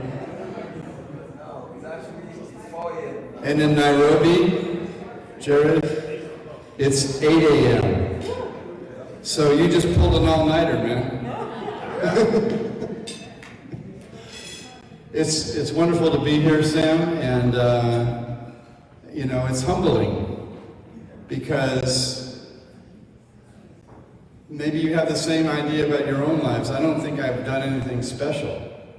I just did what was necessary. I've done what was called upon. I went to Africa for 1 week. I'm a lawyer from Los Angeles. I thought it might be a nice idea to go to Ghana, have a few pictures taken with young people, you know, help them with their speeches. We had a youth conference, a group called Youth for Human Rights International, a wonderful NGO founded by Mary Shuttleworth. And Mary has dedicated her life to human rights education using the 30 articles of the United Nations Universal Declaration. And so she's developed materials that are very simple, very direct, on the meaning of human rights and the responsibility of human rights. So I thought, hey, I'll just help her out. She's doing a world tour, so I'm off to Ghana. Take a few shots, go back to my law office, you know, put them in my office, and I could tell people that, you know, I was in Ghana. I went to Africa, because I can prove it right there. See those pictures? When I arrived, I met a few people. And one of them was Sam. And the other young man, I was to pick up at the airport, coming in from a place called Liberia. And I was vaguely familiar with the fact that there might have been some fighting there, UN peacekeepers or something. This guy got off the flight and he weighed about 98 pounds, you know, not a short guy. He looked literally like he'd been in a concentration camp. And he was very understated, but very determined. And we, three of us and more, spent a week together getting to know each other. And this young man from Liberia started telling me the story of the Civil War there and a video documentary on the subject. And he told me that the war was very unreal to him. He was in the main city, Monrovia, and all that fighting was elsewhere. That was up country. One day the bullets started flying through his neighborhood, and he had no choice but to hit the road. Their car was taken away from them by fighters, and they had to walk to the border, Sierra Leone, Took them 3 days. When they came around a corner, they were all of a sudden in a line. And that line was being held by rebel fighters with AKs. He was with his dad and his twin brother. And they're going to a checkpoint, to the bridge, the Mono River Bridge. His dad turns to him and he says, pick a Christian name. His name was Sekou, after a Nigerian, a Kenyan, I believe. And this young man picked the name Joseph. He loved the name Joseph out of the Bible. So like that, he became Joseph. And he was 11 years old. And he said, because if you use your tribal name, we'll be all shot at the checkpoint. The checkpoint was being controlled by a 12-year-old commander with a 24-year-old girlfriend, and his unit were all in the 20s. This kid was the leader because he was the most cold-hearted killer of the whole group. No one wanted to cross him. And of course, he lived to tell the tale. At the checkpoint, they don't question the dad, they question the 11-year-old. Why don't you have ID? What is your real name? How old are you really? What tribe are you from? And of course, because he's telling us the story, he survives. So this starts to open one's eyes. At the end of this week, Jay, or Joseph, turns to me. He asked me one question. Can you help me? And I went to, this is a flash in your own mind. You go, this is like a moment.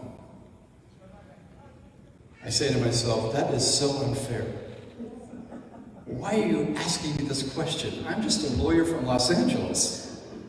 Okay, I only came here for a week. And now you're telling me about all this suffering and inhumanity, and you want me to help you? And the next thought I had was a question to myself. What is the wrong thing to do? What is the wrong thing to do? The wrong thing to do is nothing. And so I said, yes, I'll help you. Now, I had no idea what that meant.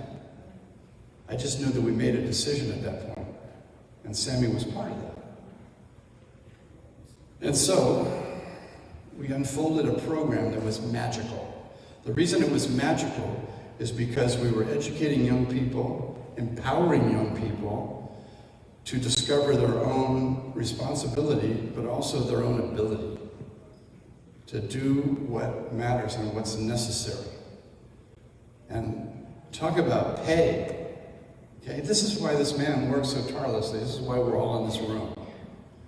Because we don't have a choice. We have an environment, we have a situation on this planet that is dwindling downward. And it's up to us that have some position, that have some resources, that have some determination to make it go back up the other way. Now, I went to Africa for a week, but ladies and gentlemen, basically I never came home.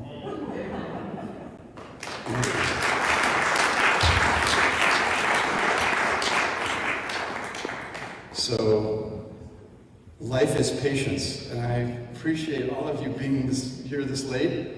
Even some of you that have pulled an all-nighter, that's admirable. Thank you very much. And I appreciate all that you do, Sammy, and all your awards, all of our awardees. You don't really need thanks. When he told me that we was going to do this big thing, he was going to put my name on it and all that, it's kind of embarrassing. It's like, okay, Sammy's getting back at me. Okay? It's revenge for all the times I've made fun of him in public, I guess. Life is hard in Africa. What we might find to be, as Americans, intolerable chaos is status quo. in many African countries. And then you add to that 13 years of civil war in Liberia, in unspeakable inhumanity. You add to that 11 years of civil war in Sierra Leone, unimaginable inhumanity. It's hard to look at. And on the other side of it, you know, it's almost, bear with me and thank you for listening. I know it's late. Some reality you probably have.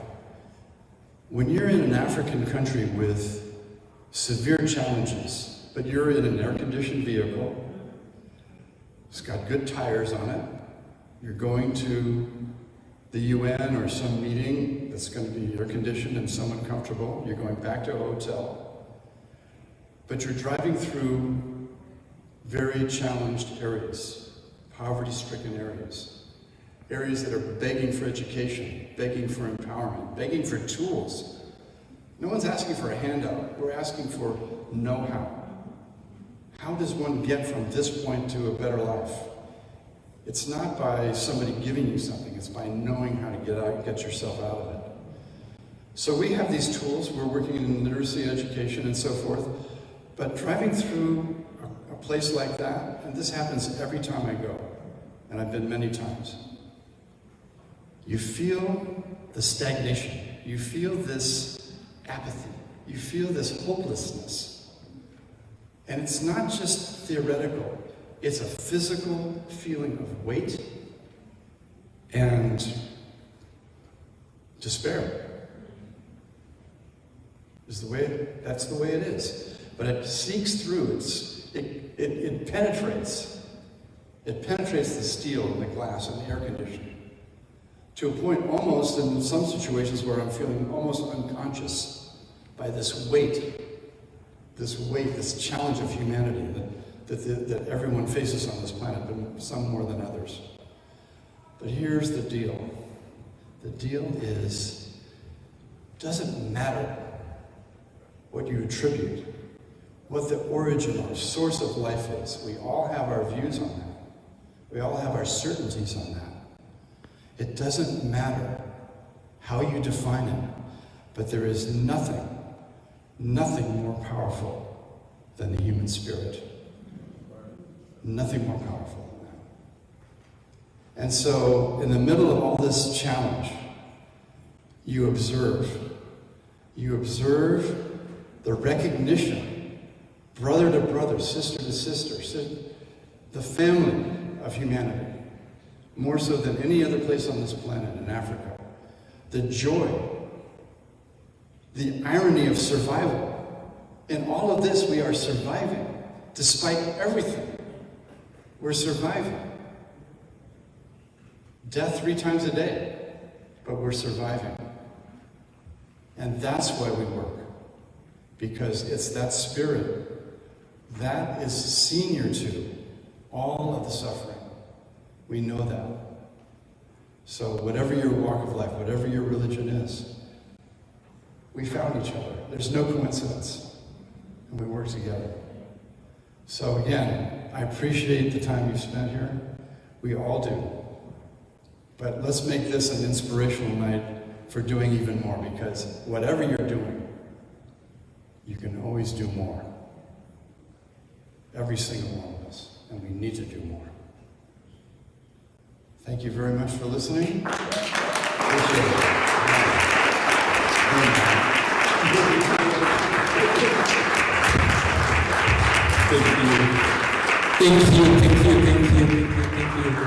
Thank you so much. That's a very powerful speech. And I am so grateful. I am so happy that this is done. And it is my hope and belief that God willing, next year we will gather again and we will work on our time to ensure that we don't keep you past midnight. But I know it's a service to humanity. And because it's a service to humanity, once in a while we need to appreciate that. And I want to thank thank all of you. I cannot end this meeting without recognizing my seniors from Adisada College. You know, the Adisada team here, these are my seniors. They were way ahead of me. Some of them didn't finish Adisada when I've not even gone to my first year. But they are here to support me. What a great team. I'm so honored to have you join us. And it will also be an error for me to end without letting you know that my mother-in-law is here. My mother-in-law, a former diplomat, and she's always been around to support the work that I do. So if you think my wife is beautiful, just get to know where the beauty came from the mother-in-law. God bless you, God bless you, God bless you. I see Mr. and Mrs. Crowd there, and I see all of you. And thank you, Ambassador Ada. Thank you so much for coming. And thank you, Ishmael, all the way from Orlando, driving all the way here. And I thank the YALI TV crew. I can't have enough of you. I am so grateful, Eric Nati, Selasie, for coming all the way from Ghana. You know, they came from Ghana purposely for this event to cover it. I mean, what else do we want other than this? And they did not even charge me a penny to do all that they are doing. Selfless work. This is the reason why you need to support the work so we can build and formulate a strong partnership with the YALI folks. You know, it's very important. And again, it will also be an error if I did not recognize Dr. Chibuna Wawudia. This man comes all the way from California to support me every year. We see him here. I've never paid for a hotel for him before. I've never bought a plane ticket for him before. He tells me, what is my name? My name is Emmanuel, and then God will provide. And he always gets it done. I'm so grateful. And this time, he didn't come alone. He came with his lovely wife all the way. You know, and I am so grateful. I am so grateful. And my good friend, Margot Oben, you know, that's an amazing woman. We were both in doctoral program together. She comes all the way from Maryland to be with me, spend hours here. You know, I'm so grateful. And I want to thank all of you. I cannot mention everyone's name, but just get to know that I appreciate your time with me. I see my brother-in-law Christian there. I see my brother-in-law David there. All of them come to support me, and I think it's a great thing to have a family support you. It tells you that the family unit is a very strong bond, and we cannot ignore that. But finally, before we leave, I want to make sure that we recognize my very good friend once again, Honorable Francis-Xavier Sosu, coming all the way from Ghana to receive this award. You know, when he told me I would come, you know, we laughed over it because I know he would not even get parliamentary approval to come.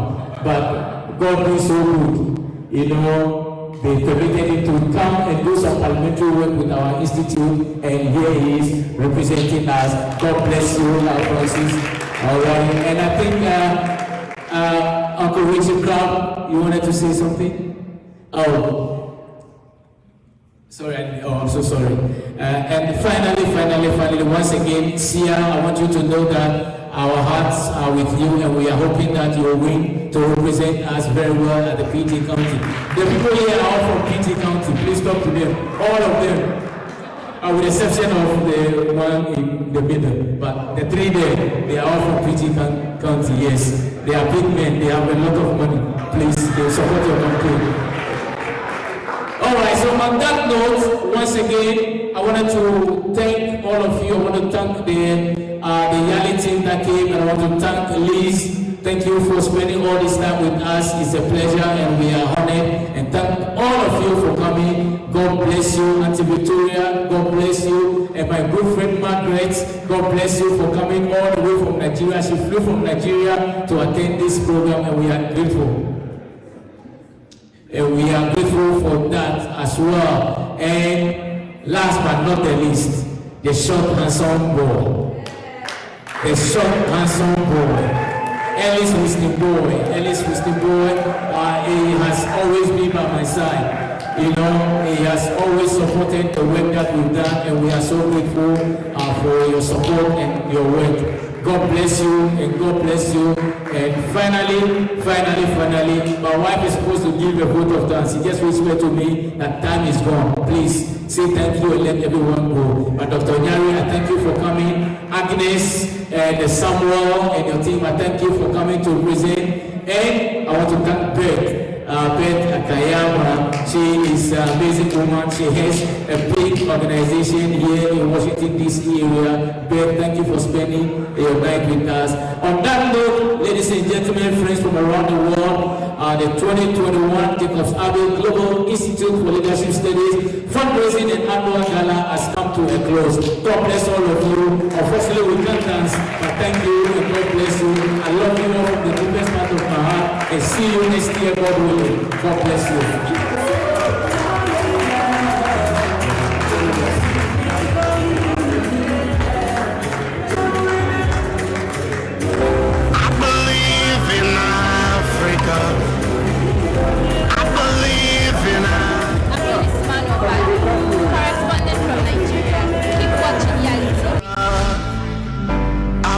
I'm Adikalias Kamara from Sierra Leone. Keep watching YALI TV. Hello, welcome to Jacobs Abbey Global Institute for Leadership Studies, a research, teaching, training, and leadership institute that critically provides strategic transformational thinking to leaders and students with the opportunity to develop and create lasting impact in their institutions. Championed by a world-class faculty, one-on-one executive coaching, and peer learning, our programs are offered both online and in cohort sessions. Jacobs Abbey Global Institute for Leadership Studies partners with academic institutions, civil society organizations, local communities looking to accelerate the impact of their leaders, more effectively engage teams, and build inclusive cultures of employee engagement and performance. We offer courses such as certificate, diploma, and advanced diploma in counseling psychology, marriage counseling, applied psychology, child mental health, conflict and peace studies, international human rights law, security and governance, and in gender studies. For enrollment, email enroll@jaglobalinstitute.org or visit us online at jaglobalinstitute.org.